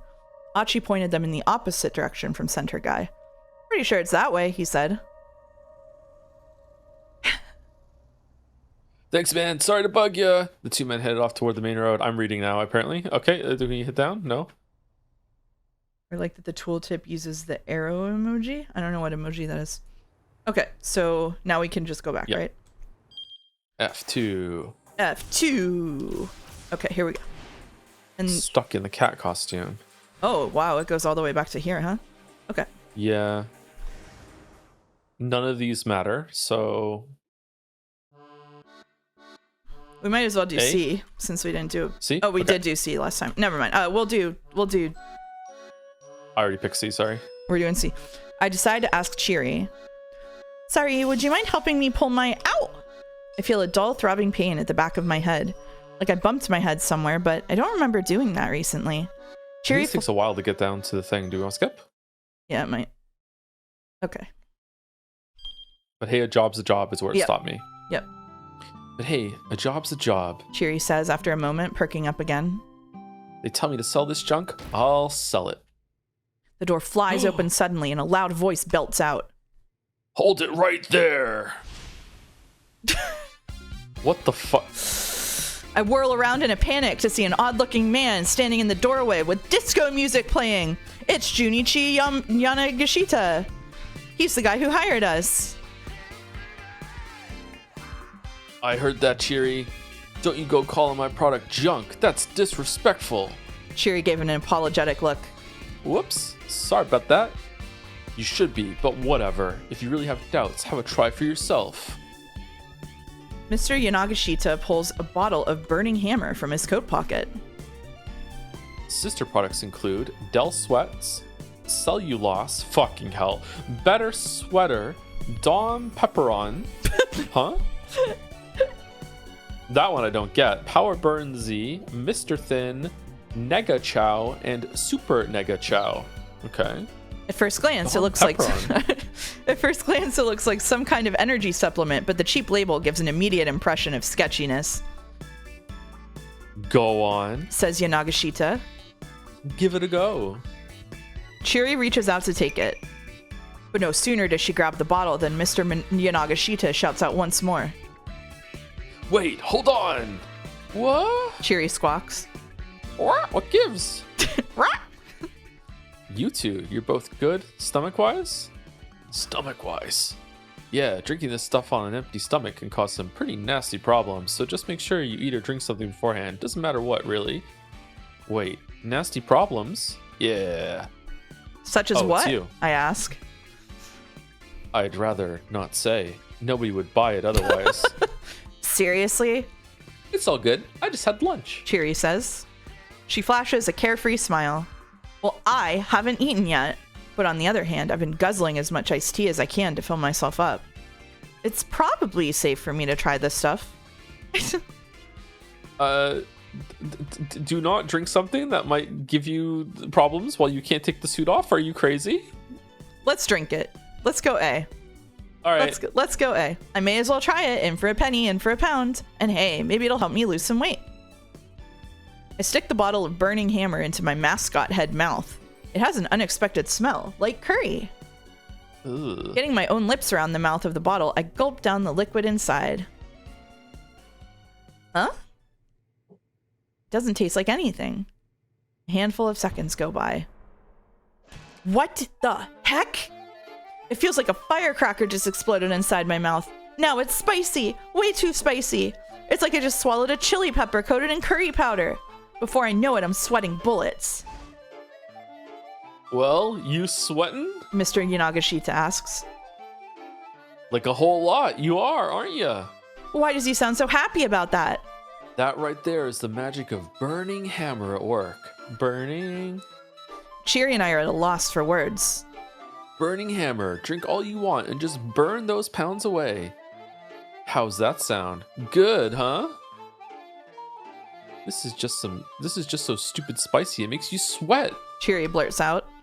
Blunt and to the point. I approve. Yeah? Well, I guess you're right. Yanagashita says. He hangs his head. What is in this stuff? I ask. I can still feel my tongue tingling. Heck, my body is almost too numb to move. I'm so shocked I even forget to get properly angry. Oh. Does he have ears? So it's this health food product that got imported from America a few years back. Yanagashita explains. But the import agency went out of business not long after, and couldn't move the merch. So I bought up the whole lot. Everything they had in their storehouse. Spent all the money I had on it. Cheery arches an eyebrow. How much did it cost you? She asks. 1 million yen for 300 bottles. God. I can scarcely believe my ears. 300 bottles at 1 million yen for the lot. That's roughly 3,333 yen a piece. Year of threes. Each one of these teensy little bottles cost over 3,000 yen. You got ripped off, man. Cheery says. You really think so? Huh, yeah, you're probably right. He hangs his head even more despondently. This is the sort of thing they'd sell in 100 yen shops or something. Ouch, Cheery, moving in for the kill. 100 yen shops, really? Mr. Yanagishita lets out the heaviest of sighs. I'm starting to feel pretty bad for the guy, actually. Is this where we get the tip for the sigh? I don't know. Don't let it get you down, sir, I say, hoping to comfort him. But Mr. Yanagishita just lets out a sob-choked sigh. Ah. A deep breath emphatically exhaled, often a sign of disappointment, stress, or unrequited love. Also a way of expressing the anxiety brought on by massive debt. One has no money to give, only sighs. Right around now, Minorikawa is in the company of someone inclined to sigh this way. Should we still finish this? We should still finish this. Yeah, I think we should finish, yeah. Yeah, and then we can come back. I try again. It'll be okay. Whether or not it helps you lose weight, it is spicy and it does make you sweat. 3,333 2025 yen is 2025 US dollars. Oh dear lord. Yeah, that's no way that's selling. I'm not sure I follow. Cheery says. How much you selling these bottles for, boss? 15,000 yen per bottle. Selling all 300 bottles would yield proceeds of 4.5 million yen after deducting expenses such as the cost of the product, rental fee for the venue, pay for the part-timers, and printing flyers. This yields a net profit of roughly 2.5 million yen. It's doubtful that anyone would pay 15,000 yen for a single small bottle, but you never know. There could be a few housewives or young women out there who'd fork out that much in the name of weight loss. A terrifying thought. I would not pay $22 for a drink unless it was alcoholic and had fancy liqueurs in it. Chad is slandering me. I don't think I would pay that much for any drink ever. Maybe 5,000 calories worth of vanilla milkshake. Oh god. What? Cheery's jaw practically hits the floor. Mine does the same. No way. Nuh-uh. No freaking way. Calling that price point absurd wouldn't begin to do it justice. Well, look. Oh no, that's you, sorry. Well, look, selling at that price is my only option. I need to cover my costs. Anyway, please, I need you both to work your hardest.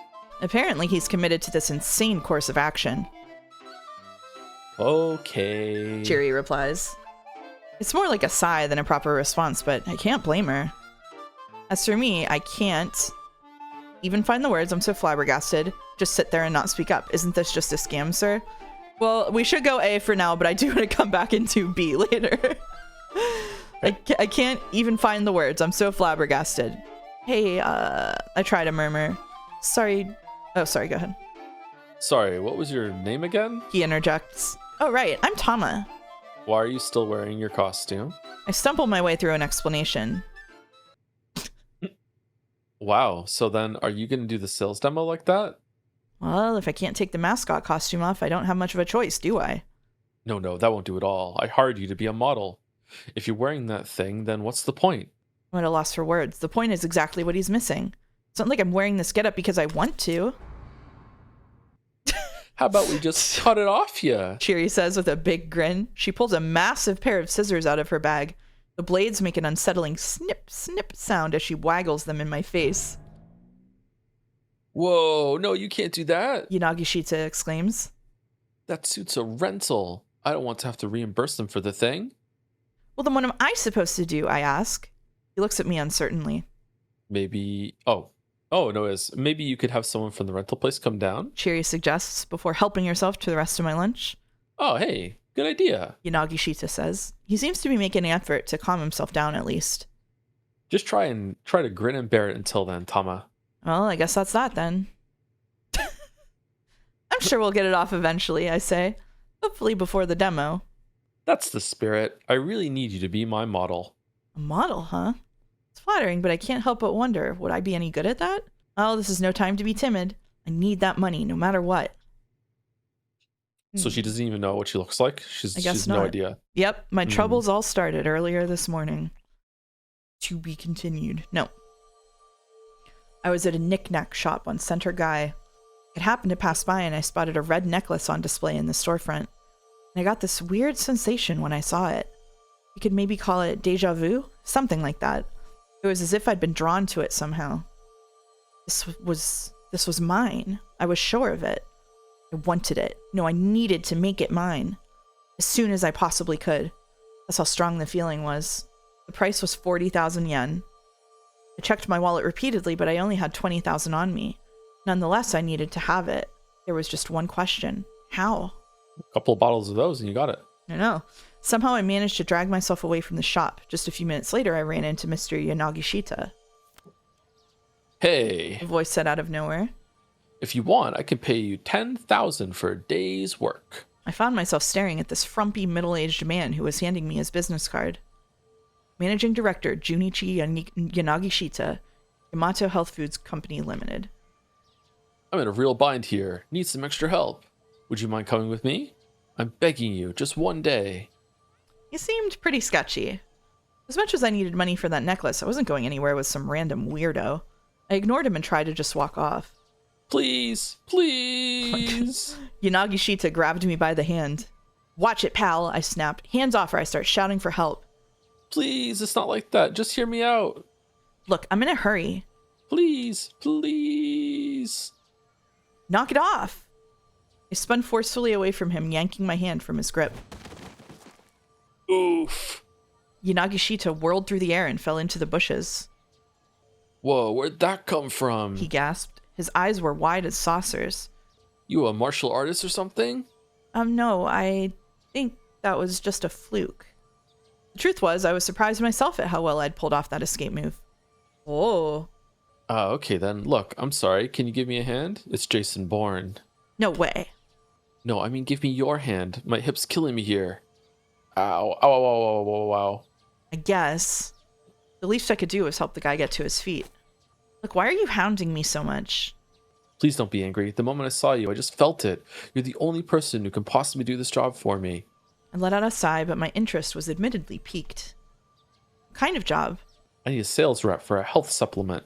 I want you to do PR as a dieting success story for my product. Just look at you. You have the body of an actress. Sales are going to go through the roof. Well, it was hard to feel too offended when he told me that. The job didn't seem as fishy as I initially suspected. All right, maybe I'm interested, I said. There's just one thing. Yeah, whatever it is, I'm sure I can handle it. I need 20,000 yen as soon as possible. So if the day only pays 10,000... All right then. If you can sell 100 bottles at our sales event, I'll throw in another 10,000 as a bonus. How's that sound? Certainly couldn't think of any other way I was going to earn 20,000 yen in a single day. This might be exactly the break I needed. You've got a deal. You have my services for the day, I said, bowing my head. Yes! Yanagishita jumped for joy. What about your hip? Huh? Oh yeah, it's better now. All better. Fixed itself just now. Yanagishita bowed deeply as I gave him a dubious look. Look, I'm sorry. He added hurriedly. I wasn't trying to pull a fast one on you, honest. I was just scouting for talent, and I saw you, and well... Was trusting this guy really the best idea? Yeah, sure, absolutely. I was starting to worry just a little about whether he'd actually pay up. Look, I've staked everything on the sales demo later today. You went on. This is the make or break opportunity of a lifetime. Sure. I'll be honest with you, I'm in a ton of debt. 2 million yen. 2 million. Yanagishita's tone had taken on a feverish intensity. If I don't pay it back by the end of the day, then boy howdy am I up the creek without a paddle. How did you even get into a situation like that? I asked. He gazed skyward, a far-off look in his eyes. Oh, because even if he knows he has no chance of winning, sometimes a man just has to stand and fight. But I guess a girl like you would understand. He laughed and smiled at his own words, but he was right.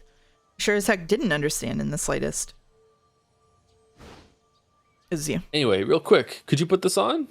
Mr. Yanagishita briskly rummaged through his bindle, then thrust a cat costume out toward me. What? Here?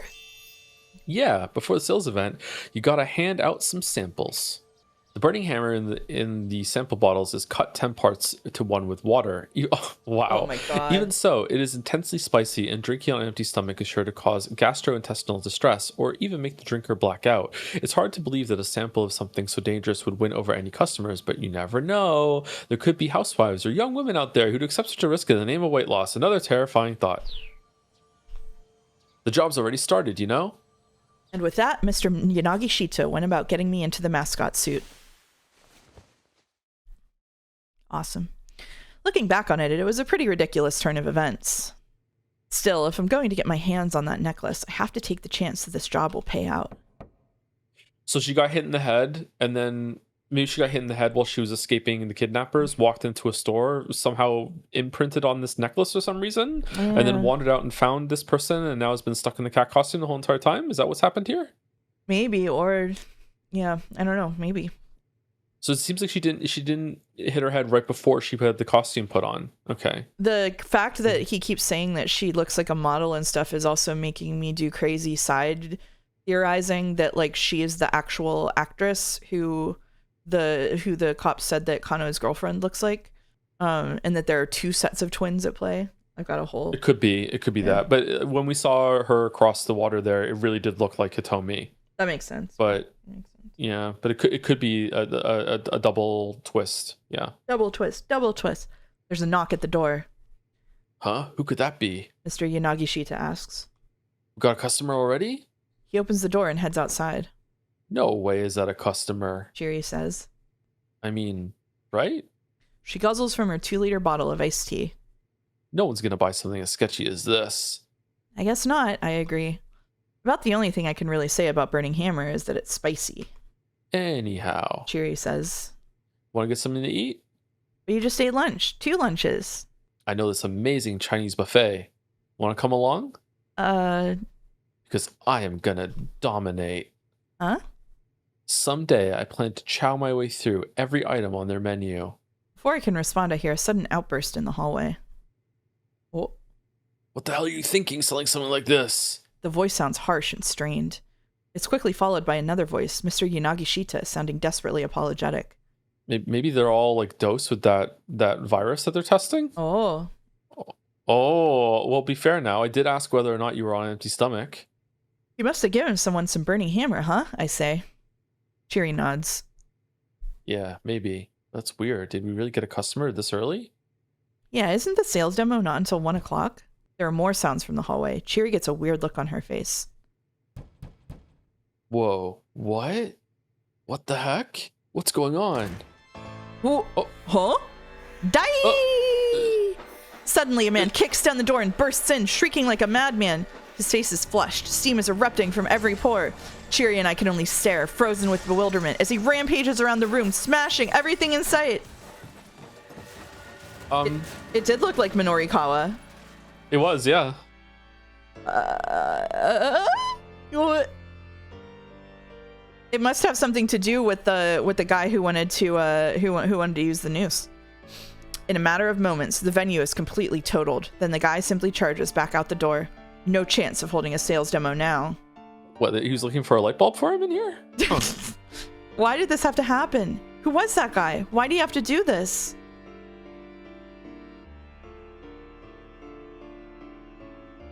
Bad end. Demo postponed. Huh. There wasn't much Tama and Shiri could do to stop the strange intruder from destroying the sales event, but why did he show up in the first place, especially at this hour? The man in question is a clear choice to make at 11:30, and poor Tama's fate hinges on what he decides. Oh. Okay. Okay, so now we need to go back to 11:20 and go to the Minorikawa thing. Oh, you can just select the jump. Oh, that's nice. Yeah, that is nice. Cyclonic answer. Okay, so here's the Sai, and then we're gonna jump to Minorikawa. Do you want to read Minorikawa's chapter so that we just alternate, or do you want me to do it? I don't mind alternating one to one. Yeah, that's okay. Okay. Yeah, we don't have to be like stuck with the same one every single time. Yeah.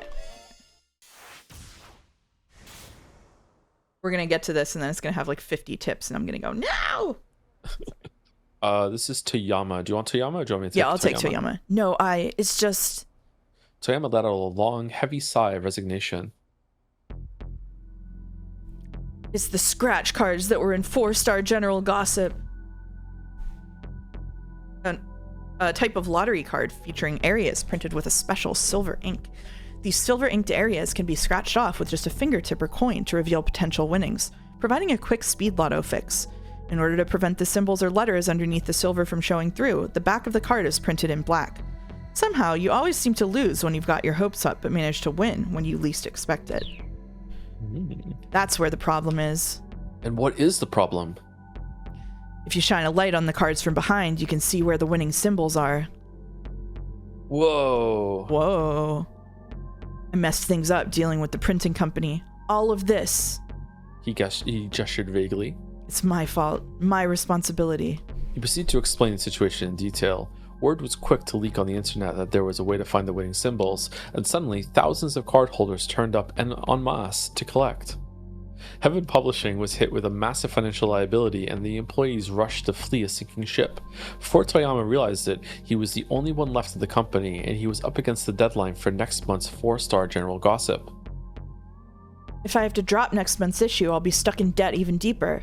And if that happens, I'm finished. Toyama gave a dismal groan. So don't drop the issue, Minorikawa snapped. He pounded his fist right into the side of a cardboard box, but Toyama just shook his head weakly. I've been up for 3 days straight trying to fill the pages. It's not enough. I can't do the impossible.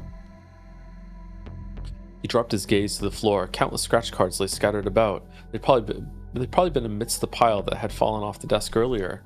Why doesn't he just use the same trick to win money from it? Each card showed a neat row of 5 win symbols. You can't know if it's possible if you don't see it through.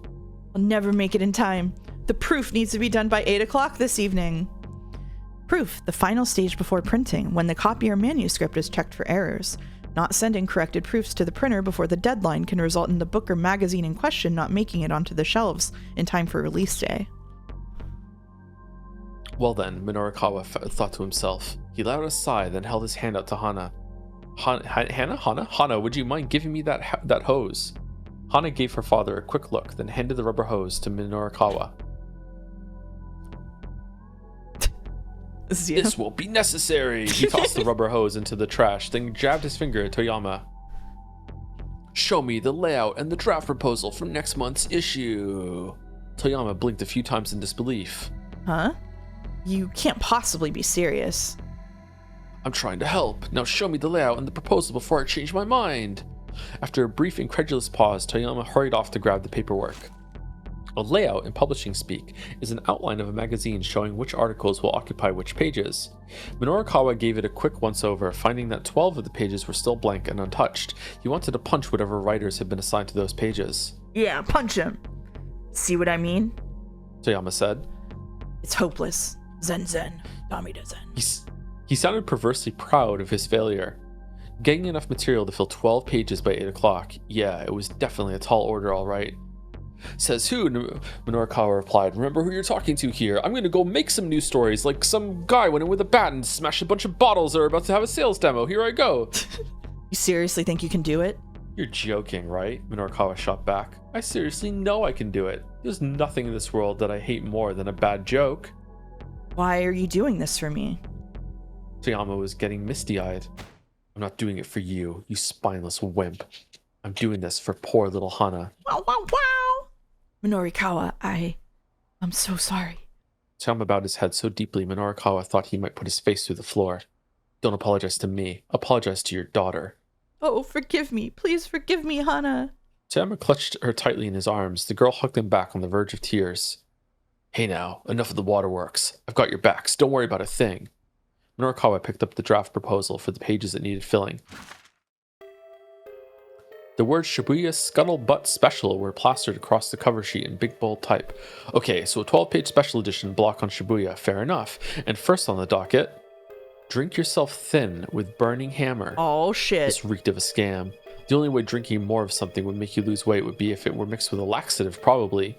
Still, there wasn't enough time to tweak the layout plan now. According to the proposal write-up, a product demo was scheduled for 1 p.m. that day. The location printed on the map was blurry and hard to make out, but Minorikawa had a rough idea where it was.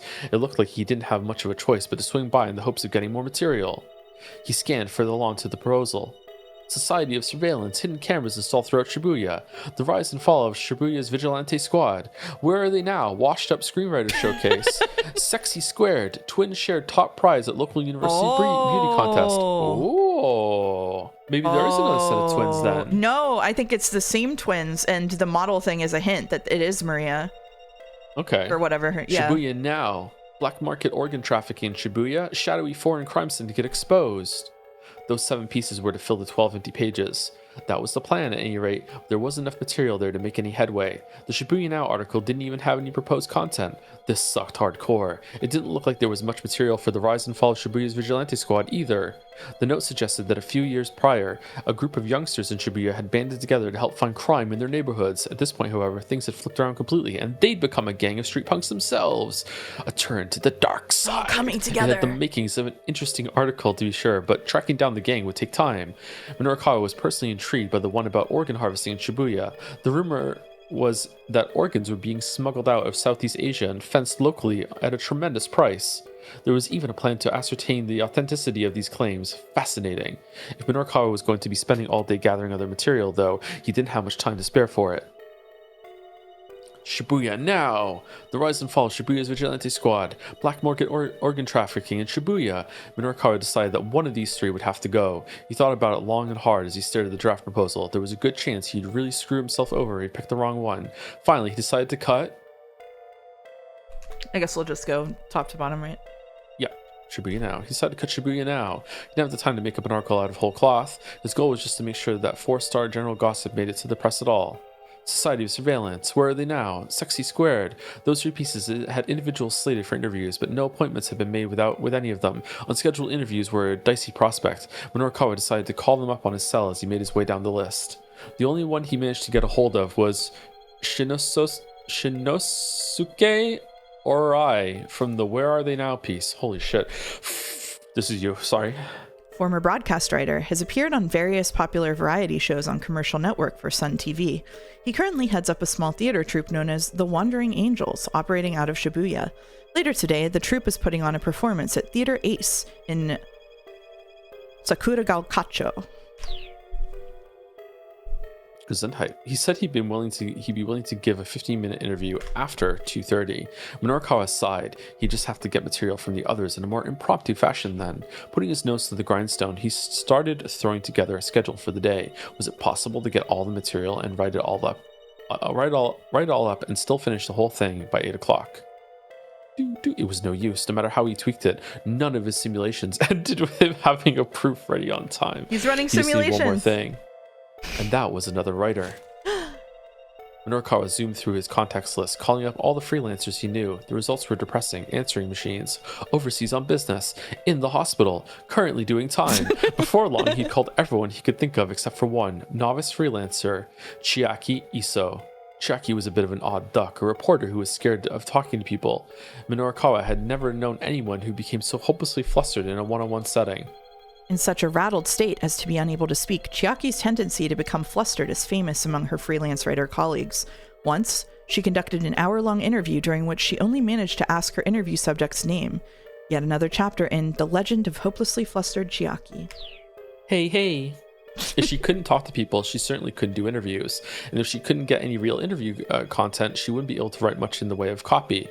Would she come to his aid if asked? Quite probably. The issue was whether she would hinder more than help. This was no time for beggars to be choosers. He decided to call up Chiaki. What he needed now were dependable folks he could count on. He decided to email all of his contacts from back in his staff report days. I guess we're going number 1? I guess so. This is no time for beggars to be choosers. Minorikawa decided to call up Chiaki. But the future refused to change. The phone rang several times before a sleepy voice finally answered. Hello? Chiaki, hi. It's Minorikawa. Are you free today? Huh? What? She seemed thrown by the abrupt question. Did you just wake up? Huh? No, I mean, well, yeah. Good morning. Her voice still sounded half asleep. So then I'm guessing you don't have any work slated for today, as usual. Pretty much. No work, no money, no food, nothing to do except sleep. I'm not awake, I can't dwell on how hungry I am. She didn't sound well, almost like she literally didn't have anything to eat. Well, I've got work for you. I'm over at 4-Star General Gossip. Get over here ASAP. What? You really mean it? That seemed to finally wake her up. Yeah, but hurry! Minorikawa decided he'd assign Chiaki to the rise and fall of Shibuya's vigilante squad. First, I want you to take a look around Shibuya for this group of vigilante types. Shoot, she can't talk to people, so she needs to go look for some fucking gangsters. Yeah, good plan. No face shown, that means she's also one of the time-traveling quadruplets. Ah, shit. By vigilantes, you mean people who have volunteered to help prevent crime? There was a note of relief in Chiaki's voice. Yeah, that's right. Except apparently now they've turned into a nasty street gang. Did you just say street gang? Nuh-uh. No way. Absolutely not. Minorikawa could almost see her shaking head on the other end of the line. Oh, I wish we could. What if I get killed or sold into slavery overseas or something? He doubted there was much chance of the latter, or the former for that matter, but still he understood her concern. All right, I hear you, he said. Then how about you go hang around Shibuya Station and do some street interviews for me? Street interviews? There was a nervous waver in Chiaki's voice now. Yeah, just talk to normal, regular people walking around outside the train station. That should be fine, yeah? But Mr. Mino, street interviews aren't really my, Apparently it was beyond her capacity to give him a simple no. No buts. Just interview at least 10 people and get me an article by 6 o'clock. Okay. Minorikawa had originally planned to axe the Shibuya Now piece because it didn't have any content, but now getting some quotes from people on the street would at least make for a useful fill. Is undoing our choice? That gave him a sudden idea. He'd take on the vigilante story himself and have Chiaki handle Shibuya Now. That was plenty of work to keep 2 people occupied throughout the day. The more time-consuming Oregon market story would have to be cut. Okay. After explaining what kind of interviews he was after, Minorikawa hung up. Okay, I've got us another writer. We'll get through, Toyama, somehow. What's he gonna do? Toyama shrugged gloomily. Yeah, well, the thing is, there's actually one more problem. Are you kidding me? Minorikawa couldn't hide the irritation in his voice. What is it now? The loan company is sending a debt collector over at 4 o'clock, but as you can imagine, I don't have a single yen to give them. That's less than ideal, yeah. So what's the plan? Well, they've said provisionally that if next month's issue gets published, they'll be willing to wait on repayment. Then there's no problem. The issue's coming out, guaranteed. But they're not going to take my word on that anymore. I was going to need to prove it. If we could fill, say, half of the 12 pages by the time they show up, I could probably convince them. All right, Minorikawa said wearily. So, for starters, we need 6 pages by 4 o'clock. They had to get all 12 pages done as it was. That made a perfect midpoint to shoot for. Any other problems you'd like to let me know about? No. Toyama said. No, that's all. I really am sorry about this, Minorikawa. Again, he bowed his head low. Minorikawa felt distinctly awkward. He had known Toyama for years and had never been kotoed to like this before. Kotoed to like this before? Yeah, well, just let me handle it, alright? Whoa. Minorikawa unfolded a map of Shibuya. The first order of business was deciding where to begin getting content. He marked the editing office with a circle, then considered where to head next.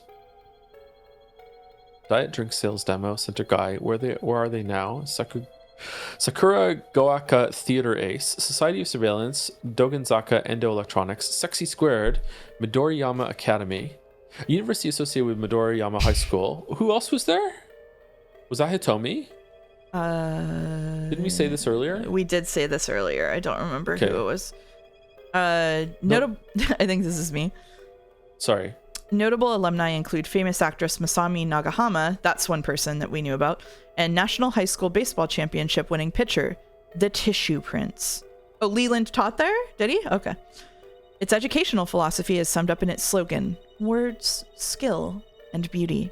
A very high percentage of winners of the Miss Midoriyama contest go on to careers in the entertainment industry. Shibuya Vigilantes, location TBD.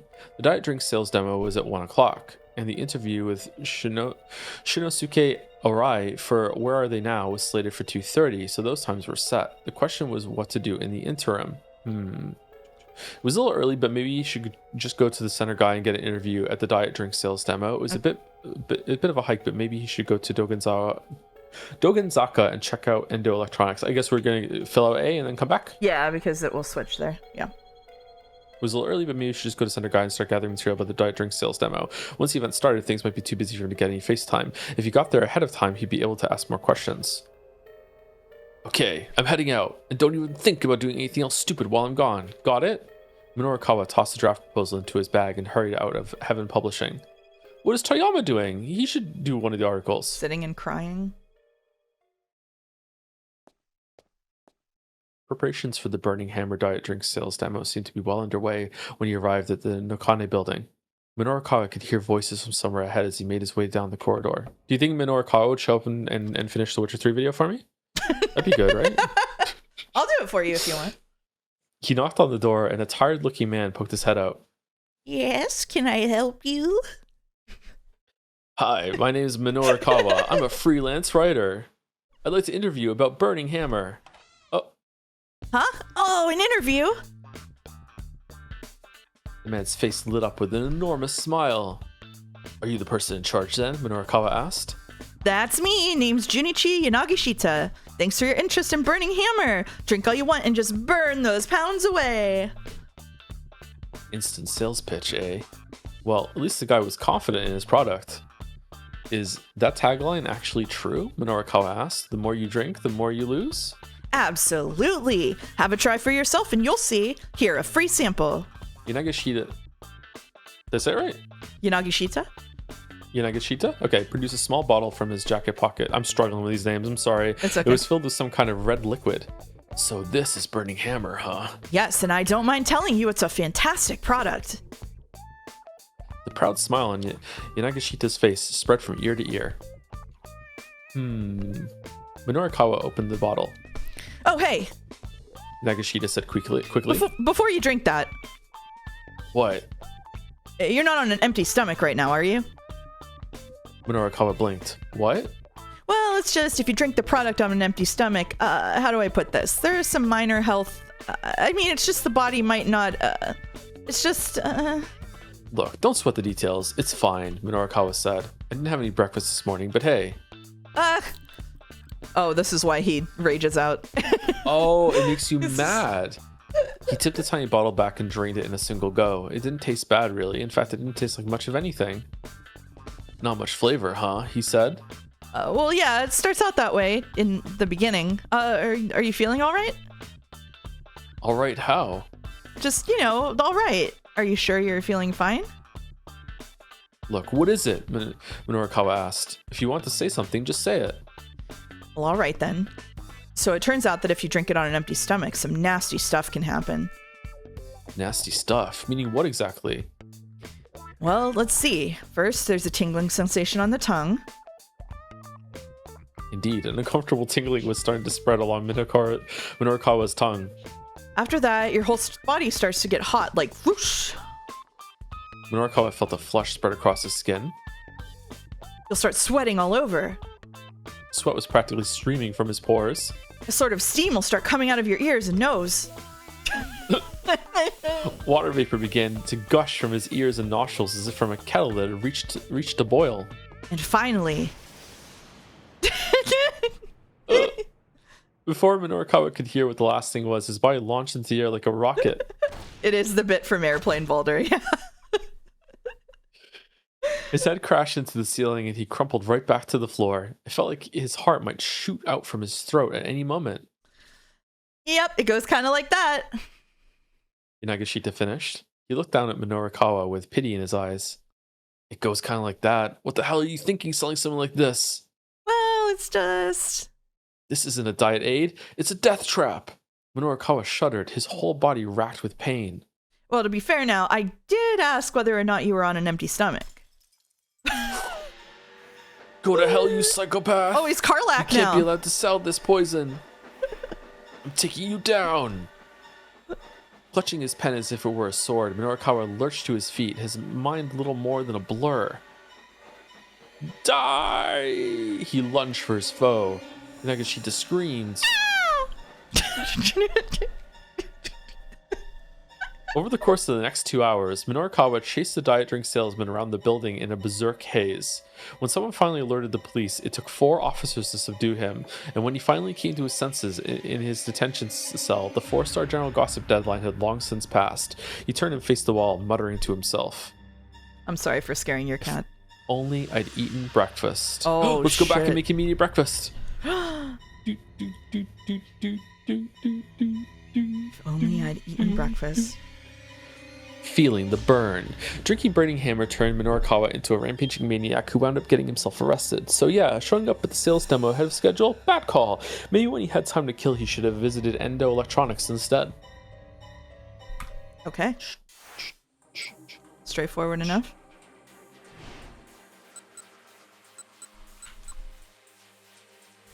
Okay, so we're going to choosing the first interview, and we're going down to Endo Electronics. Okay. It was a bit of a hike, but maybe he should go to Dogenzaka and check out Endo Electronics. Yeah, that should give him what he needed to put together the Society of Surveillance piece. Oh, that's Achi's father. I'm stupid. Oh, it is. Yeah. Yeah. Okay, I'm heading out and don't even think about doing anything else stupid while I'm gone. Got it? Minorikawa hustled out of the editing office, hoping Toyama would take his admonish. I usually say admonishment. Admonition? I would Too say hard? I've never Admonition. heard admonition. Yeah. I don't know. Words. No, it's a word. Yeah. Words. An act or action of admonishing. Yeah, I've never heard of that before. Okay. Neat. Words. I learned something. Yay. And the more you know. The more you have to be sad about. Yep. Exiting the building, he hopped into the taxi that was waiting outside. Thanks for waiting. Can you get me to Dogenzaka ASAP? Son of a bitch. Minorikawa bristled. I beg your pardon? That son of a bitch you wanted to give a piece of your mind, sir. Was he waiting for you, like you expected? Oh, yeah. And I damn well did give him a piece of my mind, too. Heh, glad to hear it, sir. Taxi sped off. The translation for this is really good. The translation is really good. They did a really good job with this translation, yeah. Minorikawa pulled out the proposal and looked it over again. The idea for the surveillance story revolved around the claim that hidden cameras had been installed throughout Shibuya's shopping districts, upwards of 500 of them. Supposedly, these had eliminated lots of blind spots, and the crime rate in the area had dropped significantly. The cameras were managed by Daisuke Endo, the owner of Endo Electronics and chairman of the local downtown committee. Damn, Achi's dad is the big shot. That was Minorikawa's first mission then. He needed to get this guy's story. Yeah, the mission. Skating side of the road, Minorikawa finally spotted a rundown electronics shop. A sign out front, which looked like it might fall off at any moment, read Endo Electronics. Right here's fine. The taxi stopped and Minorikawa pulled out a 10,000 yen bill from his wallet. Keep the change, she said. What? Whoa. Look, don't sweat it. The name's Minoru Minorikawa, and I'm a freelance writer. I care about two things, what's real and what's true. There's real worth in what you've done for me. That there's a token of my appreciation. It's not much, but please, take it. What a king. Minorikawa slid out of the taxi and headed for the electronics store, not knowing that that's not enough money because he was waiting downstairs for like an hour. The head localizer of this game said he made it his mission to localize this game when he joined Spike Chunsoft. That's really funny. They did a great job. That sounds like a tip from the game. Instead, does, yeah. Endo Electronics looked more like a mountain of hoarded junk than an actual business. Towering piles of ancient appliances stretched toward the ceiling. Old television sets with dial knobs leaned against computers with 5-inch floppy drives. For the Zoomers in the chat. A storage medium for personal computers in production from 1976 to 2001. The magnetic discs are sheathed in paper or plastic jackets and are known for their tendency to flop around in one's hand. Technically speaking, they are 5.25 inches in diameter. Incidentally, Door Door, released in 1983, the debut title from this game's producer, Koichi Nakamura, was produced in a 5-inch floppy version. Wow. The self-promo. Nice. What possible use could there be for all this outdated stuff? Mr. Endo, are you in here? Minorikawa called out. Nobody came to greet him. The shop was definitely open, though. Surely the proprietor hadn't left it unattended. Hey, Mr. Endo, come on. I know you're in there. After a short wait, Minorikawa heard shouts from the living space behind the shop. The door opened to reveal a tired-looking, middle-aged man. Yeah, what do you want? Are you Mr. Endo? Minorikawa asked. I am. The man said guardedly. And I'm sorry, but I'm in the middle of something at the moment. Could you come back tomorrow or... Please, just give me a minute. I'm a freelance writer. Name's Minorikawa. Minorikawa showed Endo his business card. I'm writing an article for 4-Star General Gossip. A magazine piece, huh? Precisely. So if I could just have a little of your time today. The phone rang, cutting him off before he could get down to business. I'm sorry, you'll have to excuse me for a moment. Endo reached into the clutter and pulled out a telephone. Moshi Moshi. Endo Electronics. The proprietor listened for a moment, then raised an eyebrow. Yeah, that's a problem, all right. All right, understood. I'll try and get a hold of the customer then. Endo set the receiver back down. What was that all about? Minorikawa asked. Yesterday I sold a dry ice machine and the manufacturer just called to let me know the model is defective. Defective? Apparently, once it starts making dry ice, it won't stop. I need to tell the customer I have to recall the machine and refund their deposit. Please give me a moment. Endo sifted through some sales slips, read a number off of one, and made a phone call.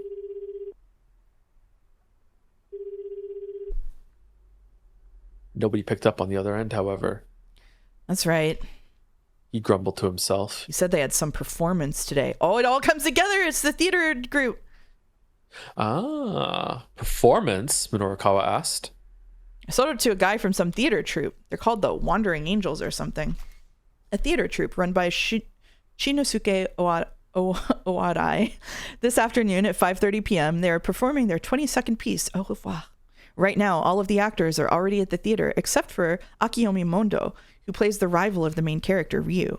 The angry production chief has sent his assistant to Mondo's apartment, but he does not yet know what awaits him there. Continued in The Tale of the Wandering Angels, Episode 2. 6 episodes in all. The Wandering Angels? That was Shinosuke's or I's theater troupe. Minorikawa had an interview with him booked for 2:30. Anyhow, what can I do for you? Minorikawa hastily explained what he was after. Endo gave him a dubious look. As I said earlier, I'm a bit busy right now. Busy cleaning up, I hope. How do you get anything done in this mess? Why, are you this rude to all your interview subjects? 5 minutes. Just give me 5 minutes of your time, please. You've got to be joking. Go on, get the hell out of here. Endo headed for his back room in a huff. Fine, then I'll just have to write about what you've already told me, namely that Endo Electronics sells defective merchandise. Huh? Just what are you implying? Did you or did you not sell that theater troupe a defective piece of equipment? Look, I'm going to get in touch with them as soon as... I'm betting they're in a hurry preparing for their performance. I doubt you'll be getting through to them today. Endo bit his lip. Now that I have your attention, Minorikawa said, let's make a deal. Just a little blackmail as a treat. What kind of deal? I'm meeting with a member of the Wandering Angels a little later today. I can let them know about the dry ice machine for you. In exchange, all you have to do is give me my interview. Endo scowled. And where's your proof that you'll be meeting with the Wandering Angels? I might take advantage of a guy when he's down, Minorikawa replied, but one thing I'm not is a liar. The shopkeeper took a few moments to think about it. Fine. He grumbled. 5 minutes, that's all you get. Minorikawa whipped his notepad out of his coat like he was drawing a gun. Then let's get right down to it, shall we? Go right ahead. So I hear that over 500 surveillance cameras have been installed throughout Shibuya's shopping districts. Yes, that's right. Why so many? We used to have a lot of delinquents in town. Delinquents, young people who act rowdy or cause trouble, often at arcades or convenience store parking lots, and who frequently resort to petty theft and other mischief, also referred to in more outmoded terms as ruffians or hoodlums. Hooligans. Endo said the word with marked distaste. Oh yeah, I remember there being some problem kids around. They were real punks. They vandalized my signs, made a mess of my storehouse. They were just awful. I see. Minorikawa scribbled diligently in his notepad. Heck, my own son put together a sort of vigilante squad to help teach these punks a lesson. Wait. Vigilante squad? Whoa, hold up right there for a sec. Minorikawa jutted out his hand to interrupt.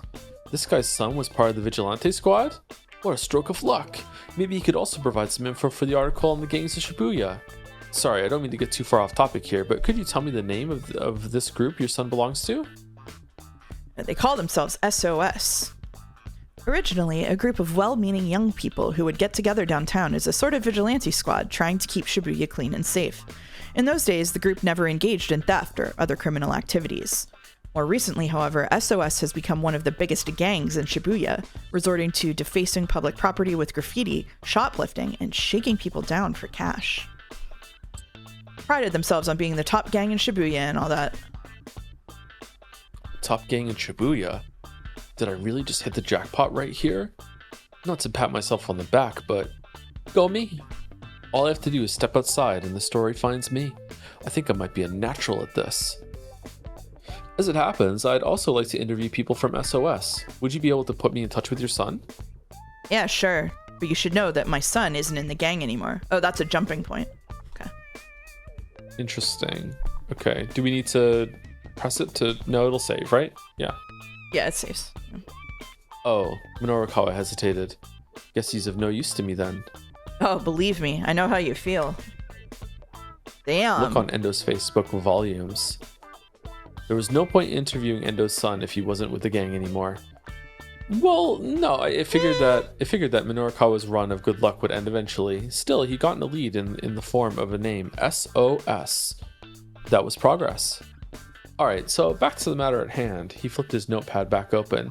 What did you decide to do about all these juvenile delinquents? I set up a tiny web camera in order to protect my property. Web camera. Camera is designed to send video information to a computer via the internet. Look carefully and you can often spot them outside private residences and even on public streets, where they're installed for use in surveillance. Given the risks of transmitted data being intercepted, the images recorded by such cameras are generally encrypted to prevent playback by unauthorized third parties. Many landmarks and attractions make their camera footage publicly available online. I see, and I'm guessing the webcam did the trick? Sure did. And so then other local businesses heard about it and started asking me to install some for them. Web cameras aren't particularly expensive, so it wasn't too tough to set them up all over downtown. So who's in charge of these security cameras? Boulder, don't correct the VN and ruin my immersion. Members of the Downtown Business Committee take turns. The cameras are connected with a wireless network the business owners can access throughout the area. Wireless network, a LAN or local area network, a communications system that can only be used within a limited geographical area. A wireless LAN transmits using electronic signals. Although convenient because it doesn't require cable attachments, there's a risk of signals conveyed in this way being intercepted by a third party. Thank you, Dalmek, for donating 100 bits to say, just letting you know that as of a few days ago, the original Super Mario Bros. For the NES is closer to World War II than it is to present day. Thank you, Dalmek.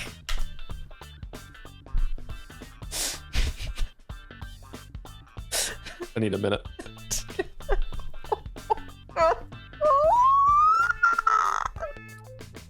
He's doing this because I sent him something worse last night on Discord. He's doing it. It's my own fault. I'm sorry. I'm sorry for the splash damage. I'm sorry for the splash damage. Last night on Discord,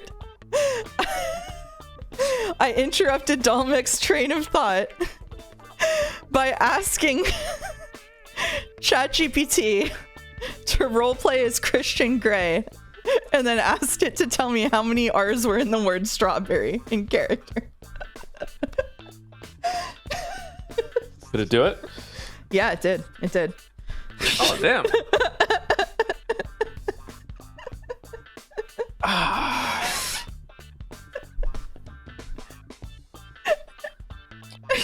It's evolving.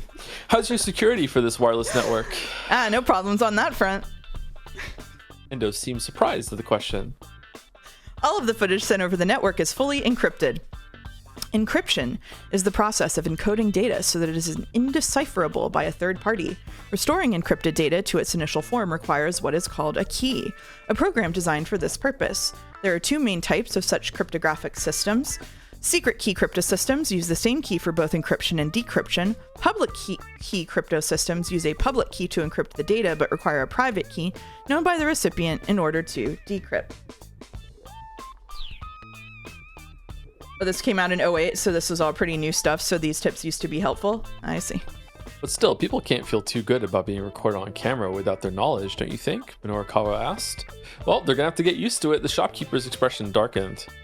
We hope to strike a balance between crime prevention and protecting individual privacy. Uh-huh. And who determines what that balance is? Minorikawa let a note of challenge slip into his voice. That would be me. I've been entrusted with the management of the security cameras. I see. So essentially, you're providing your own moral oversight. Are you implying that I'm abusing my authority?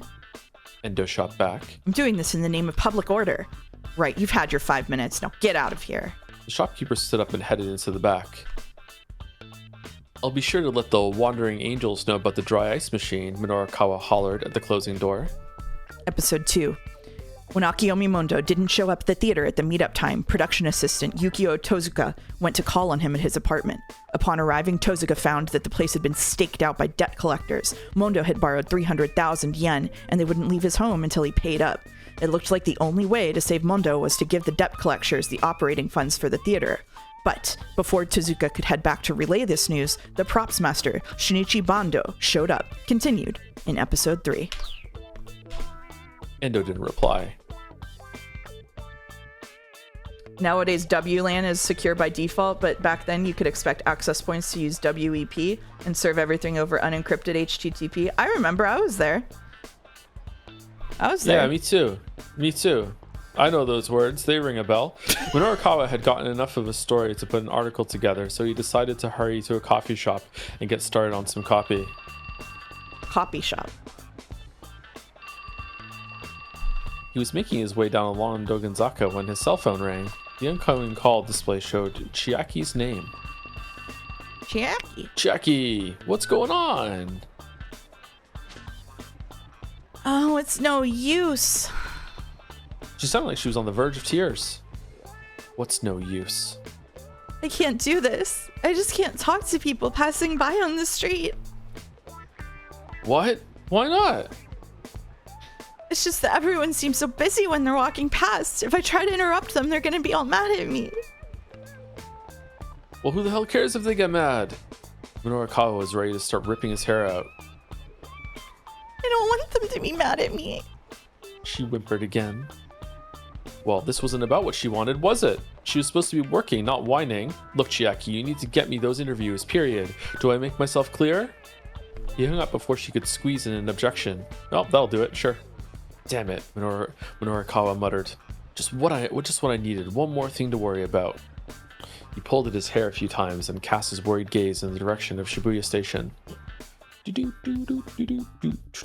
This is very funky music. To be continued. Alright, so to be continued I think means that we finished his hour, but I think we can go back and do at least one bad end if you want. Because I think if we make it so the taxi doesn't wait around for him, it'll be different, right? Yeah, have the taxi wait? Okay. Yeah, where was that one at? Was it at the first? Yeah. Okay. Yeah. What? It just skipped right over it. It doesn't make a difference? Hold on. I messed this up. Wait, what did you do? I don't know where you are. I'm at the no, I'm fine, you're a lifesaver. How much do Okay, I owe you one? I got there. Okay. No, I'm fine. Okay. You're a lifesaver. Okay, all right. No, I'm fine. You're a lifesaver. How much do I owe you? Minorikawa paid the fare and got out of the cab. I'm going to swing by the train station. If I don't get any passengers, I'll come by this way again. Kimizuka said. The taxi pulled away. Oh, I wonder if he'll come in anyway. All right, so I'm just going to hold down now and see what happens. Yeah.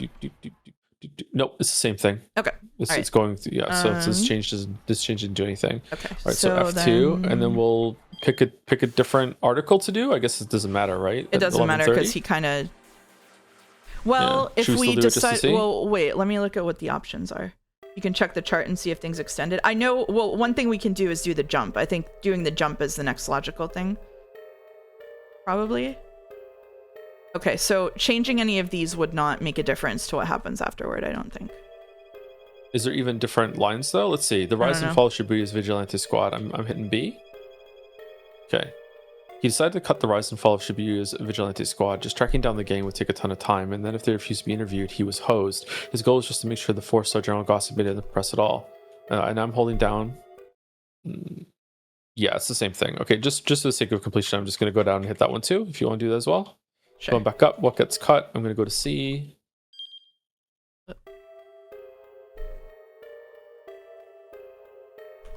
Black market organ trafficking in Shibuya.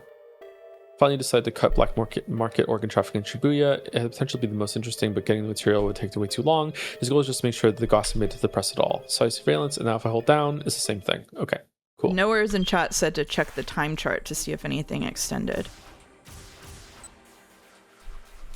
But I don't understand that. I don't understand that either. Okay, so I'm going to 11:35 now to see this other one too. Who to ask? It's because if there's lines added to the bottom, it means it can go further than before, I think. So like Osawa's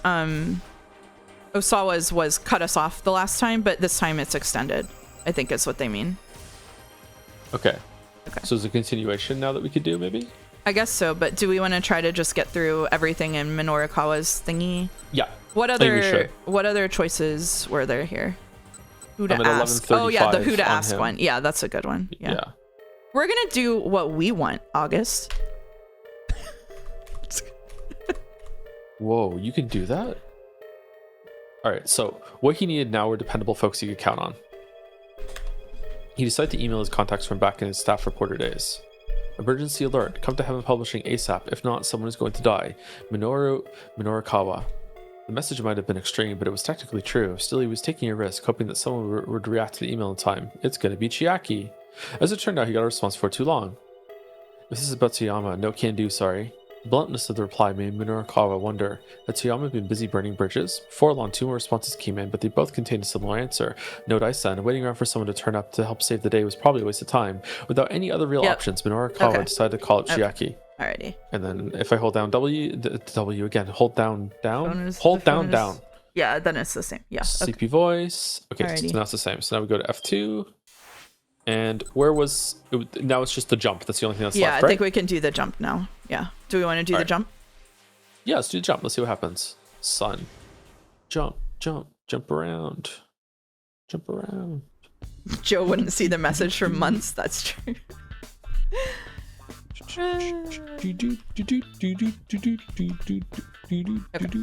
We're going back to Achi. Doing the jump. Or Aki. Doing the jump. All right. Achi. Achi. Okay. Okay, I can read this one. Also, how long do you want to keep going tonight? Because we are just before 4 hours. So I don't know how you're feeling. This is probably the last thing I can do tonight. Okay. If that's okay. Makes sense to me. Right. Tomi, look! There it was. The blue van. A blue van had appeared nearby, parked in a spot that had been empty previously. Achi couldn't see who was inside, but there was definitely something fishy about it. Besides, there weren't any other blue cars around, so this had to be it. He'd been right. The crooks had come back after all. I'm gonna go take a quick look, Achi said. You wait here. But before he could carry out his plan, Hitomi jumped to her feet. Without a word, she rushed toward the van. Hold on! I said wait! She wasn't slowing down. Achi caught hold of her arm. Wait! This could be dangerous. What if the kidnapper's in there? And what if my sister's in there? I have to go help her. Achi knew full well what it was like to be impulsive, but this was one situation where cooler heads would have to prevail. We can't no, sorry, that's you. We can't just hang out here. She insisted. What if the car takes off again? That's why I said I was gonna go take a look first. But isn't that dangerous? What if they do something to my sister because some random guy comes snooping around? She's got a point. Oh. Yeah. Yeah, you got a point. No thoughts. No thoughts. Thank you, Master of Segways, for gifting a sub to Paradox Terminal. It is. It absolutely is.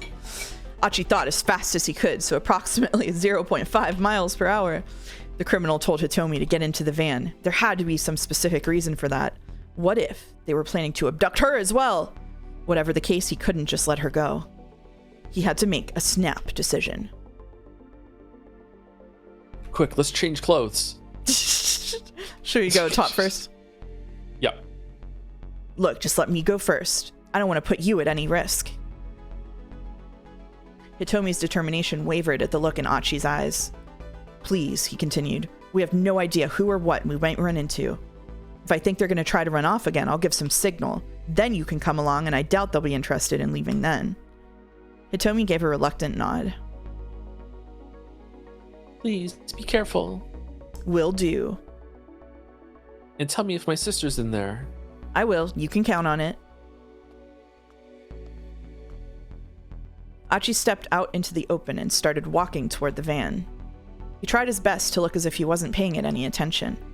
Yep, I sure am just an ordinary passerby. As he got nearer, he tried to sneak a glimpse inside. The van's dark window film made it hard to see who might be inside or even how many people. Casually, he moved closer still to try to get a better look. Oh, fuck. Suddenly, the sliding door burst open and several people jumped out. None of them were Japanese. Foreigners! Within moments, Achi was surrounded. Whoa, what? Hey, what's the deal? Achi said. He let out a little chuckle. Man, that thing must be packed. How many seats you got in that thing anyway? He took another step toward the vehicle and looked inside. One of the men pulled a knife from inside his jacket, thrusting it out in Achi's direction. He probably meant it as a simple threat, but on reflex, Achi went into self-defense mode, kicking him right in the jaw. Cha! There was a loud crack as his foot connected. The man dropped out like light. The others stared, then rushed him. Well, this sure hadn't gone as planned. Too late to take it back now.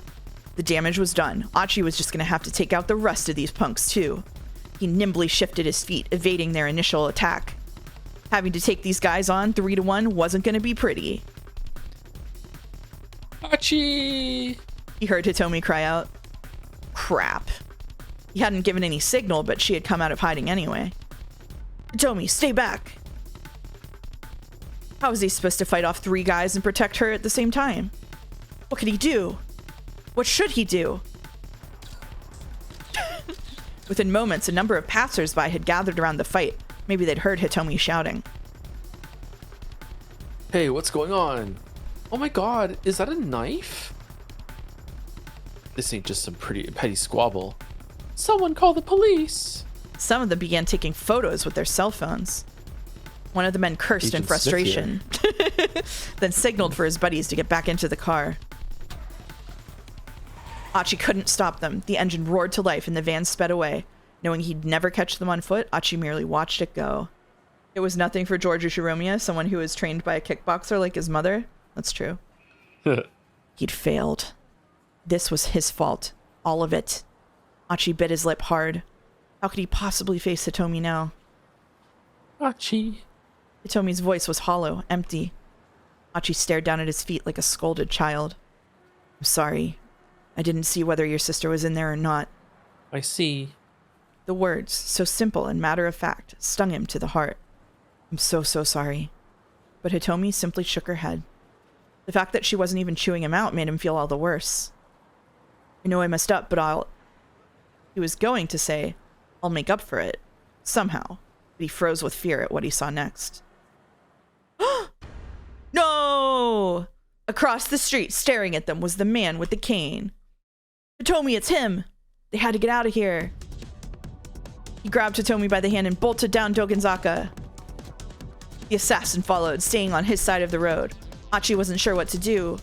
Should they try heading into the alleys and side streets again? No, it was more dangerous to head place somewhere where there'd be fewer witnesses. Best to stick to Dogenzaka for now. The man wouldn't be able to gun them down if they managed to lose themselves in the crowd along Center Guy first. Besides, the guy had to use a cane. Achi and Hitomi could outrun him. Yeah, being chased by a guy with a cane, that's new. Hand in hand, they sped along Dogenzaka and through the intersection in front of the 109 building. Come on, Hitomi, just a little further. Okay. She was panting, but she pressed on. Achi risked a glance back over his shoulder. Huh? He stopped in surprise. What's wrong? Hitomi asked. That guy, he's not following us. The slope leading down to the intersection wasn't all that steep. Several plainclothes detectives have been hiding amidst the crowd in the intersection as part of the kidnapping stakeout. Right now, Director Kuze is sending a message to all officers over the wireless, and so the detectives have stopped to listen in. It's a bit unusual, and an observant individual might notice. Huh. It's strange that the gunman hadn't bothered to pursue. Still, there was no time to worry about his behavior right now. Hitomi, can you still run? Is the gunman tapped into their line maybe and listening too? Maybe, yeah. Yes, I'm all right. Then this is our chance. This way. They needed to put plenty of distance behind them before the assassin came after them. Oh my god, the fashion in that image is so 2000s. Oh my god. But they also needed to find the van again and rescue Hitomi's sister. That stun locked me for a full second. Would they be able to find it and yet stay hidden from the man with the cane? Achi wasn't sure one way or the other, but with Hitomi in tow, he hurried onward along Center Guy. Oh, it was the right answer to let continue. Achi go up. Okay. It might have worked either way. I don't know. We can check. Yeah. We can check this last thing we do. My day hasn't been the greatest. My dad was cleaning my air conditioner and dropped it. It crashed on the deck and shattered itself and the deck. The fragments hit the bird feeders. When I ran out of the bathroom to see what happened, he told me to take a shower. Dear God. All right. The blue minivan arrives. Did you take a shower though? Okay, let's go together then. Does that work for you? Please, we have no idea who or what we might run into. Hitomi gave a slight nod.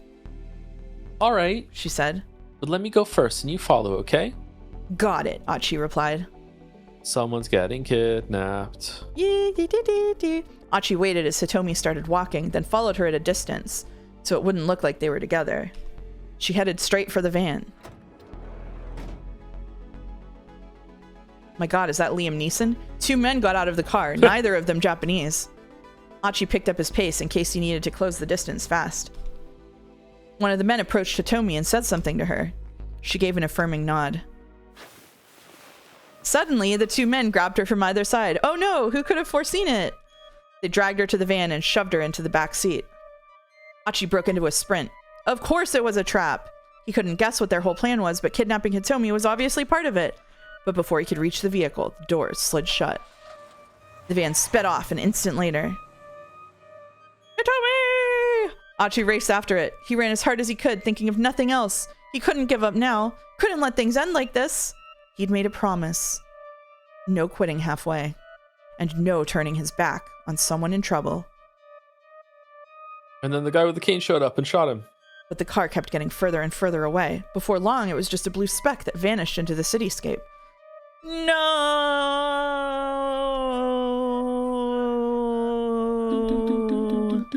Achi never saw Hitomi again. Yay, bad ending, we got one, yippee! Another one off the list. Another one. Lost sight of the van. Achi did try to warn Hitomi that checking out the van by herself was dangerous, and oh look, she got herself kidnapped. Maybe he should have put his foot down and checked on things himself first. Golly. Okay. Danes are Wow. always getting themselves kidnapped. Oh, I guess we should go back and swap that. Oh, I was just about to say, yeah. Do we have to Yeah. do that? It seems like we we do, yeah. Wait, hold on. I went to the wrong one. Oh, we didn't do Achi's other options in his path. We didn't. Women of her age weren't always the most reliable or whatever. Hold on. I'm Do you want to do that Wait. or? That's the one I'm at now. Hmm? No, it's not. I just clicked on the wrong one. Sorry. Okay. Hold on. Okay. So I'm just gonna switch it back over. Yeah, we Yeah. should probably go up and just do that one before we forget, Okay. right? Which one was that? Was it at the very? What time was it at? Sorry. Hold on. I want to go first. Put you at any risk. Okay. So that's switched over now. So it's to be continued. It's at 11:40. The proprietress's testimony. Okay. I don't think it's gonna make any difference. I don't either, but it's worth just looking at. Yeah. It was nice seeing the switch flip there, actually, seeing that the bad end turned into to be continued. Yeah. It's kind of cool. Women of her age weren't always the most reliable. Achi wanted to make absolutely sure. You swear you really saw it? Yeah, okay. Of course I did. Why would I lie about something like that? Oh, The proprietress let out an annoyed huff. I'm not much fond of lying or of being called a liar. Hey, I didn't mean it like that. Really. Sorry to bother you. Oh. Is that Oh. it? Okay, so Yeah, we can that's hold it. down here. So, yeah. Okay. Okay, so it's the same thing. Okay. Yeah, it is the same thing. Cool. I guess we're done for today. You done? Or do we did need to Yakuza try the looking other? Guys. We did Yakuza I don't looking think we- guys, yeah. Oh, we didn't try the find the opening, just run away with the first guy, and then we did absolutely everything. Oh, we might as well look at it for completion's sake. Does that undo your to be Grab continued with Achi? 1 second. Grab let me check. Totomi and ran. 1 second while I check what Godot asked me. That did not undo the to be continued, no. I don't think it made a difference whether she told us more or not. Okay. Totomi! Achi grabbed Totomi and ran. He charged the man in the doorway, kicking at the cane he leaned on. The assassin lost his balance and stumbled to the left. Run! Still holding Totomi's hand, Achi rushed out of the club. The club. All right, and now we can hold down. Yep. Yes. All right, so we're good. So we exhausted. I think we exhausted every choice and every path that we did today.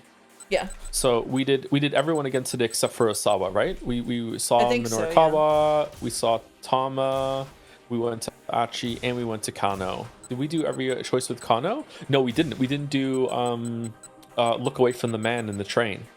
Oh, we didn't do that. Do you want to do that real quick too? So we did everything just before we forget. Is that just at in case we forget? 11:35? I think so.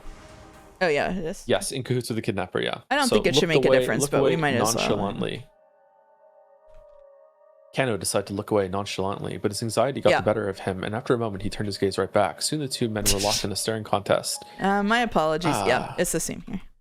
The man said he should have someone with a click. I know it's rather rude talking oneself. Yeah, it's the same thing. I can Yep. hold down, hold down, and Yep. that's it, right? I think that's it. Yeah. Oh no, Leland arrives. It just keeps going. Ah, where's The Leland? next one, we have to. Yeah. Where's Leland arrives? What time? It's the last one. I'm already there. Oh my god. It's the very bottom one before Yeah, the I end see one. it. I see it. I got it. Yeah. If the syndicate spots us, my cover's blown. We're hosed. I can't stick around like this. Leland, I'm sorry, but at this stage I can't share any details. Is that so? Oh yes, of course. Leland cast his eyes down and hung his head. Please don't worry though, we are still hard at work investigating. Ah yes, thank you very much. With that, Kano turned away from the lecturer and went back to tailing his suspect. Mm. And now I can hold down. No? Maybe? Once the phone is done Yes. buzzing, yeah, you can.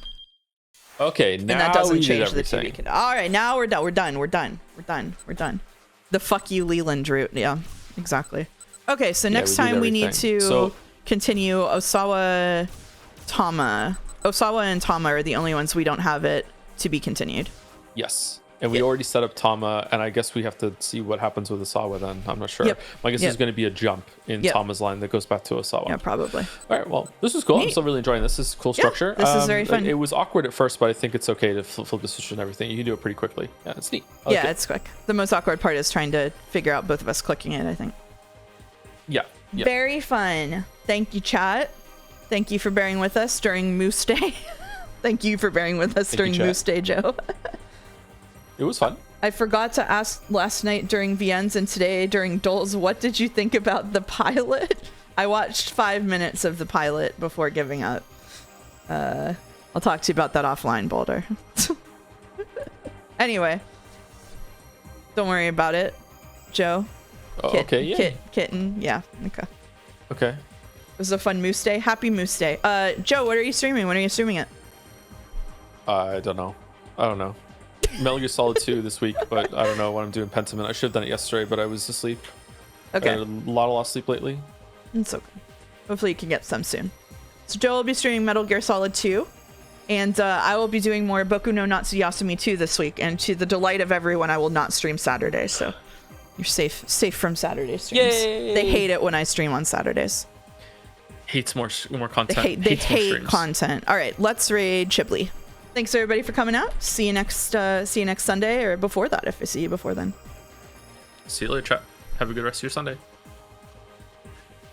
See? Oh, they're saying, oh, thank God. That's right. Bye. Have yourself a good night. Bye, Naja. Bye, Nadja.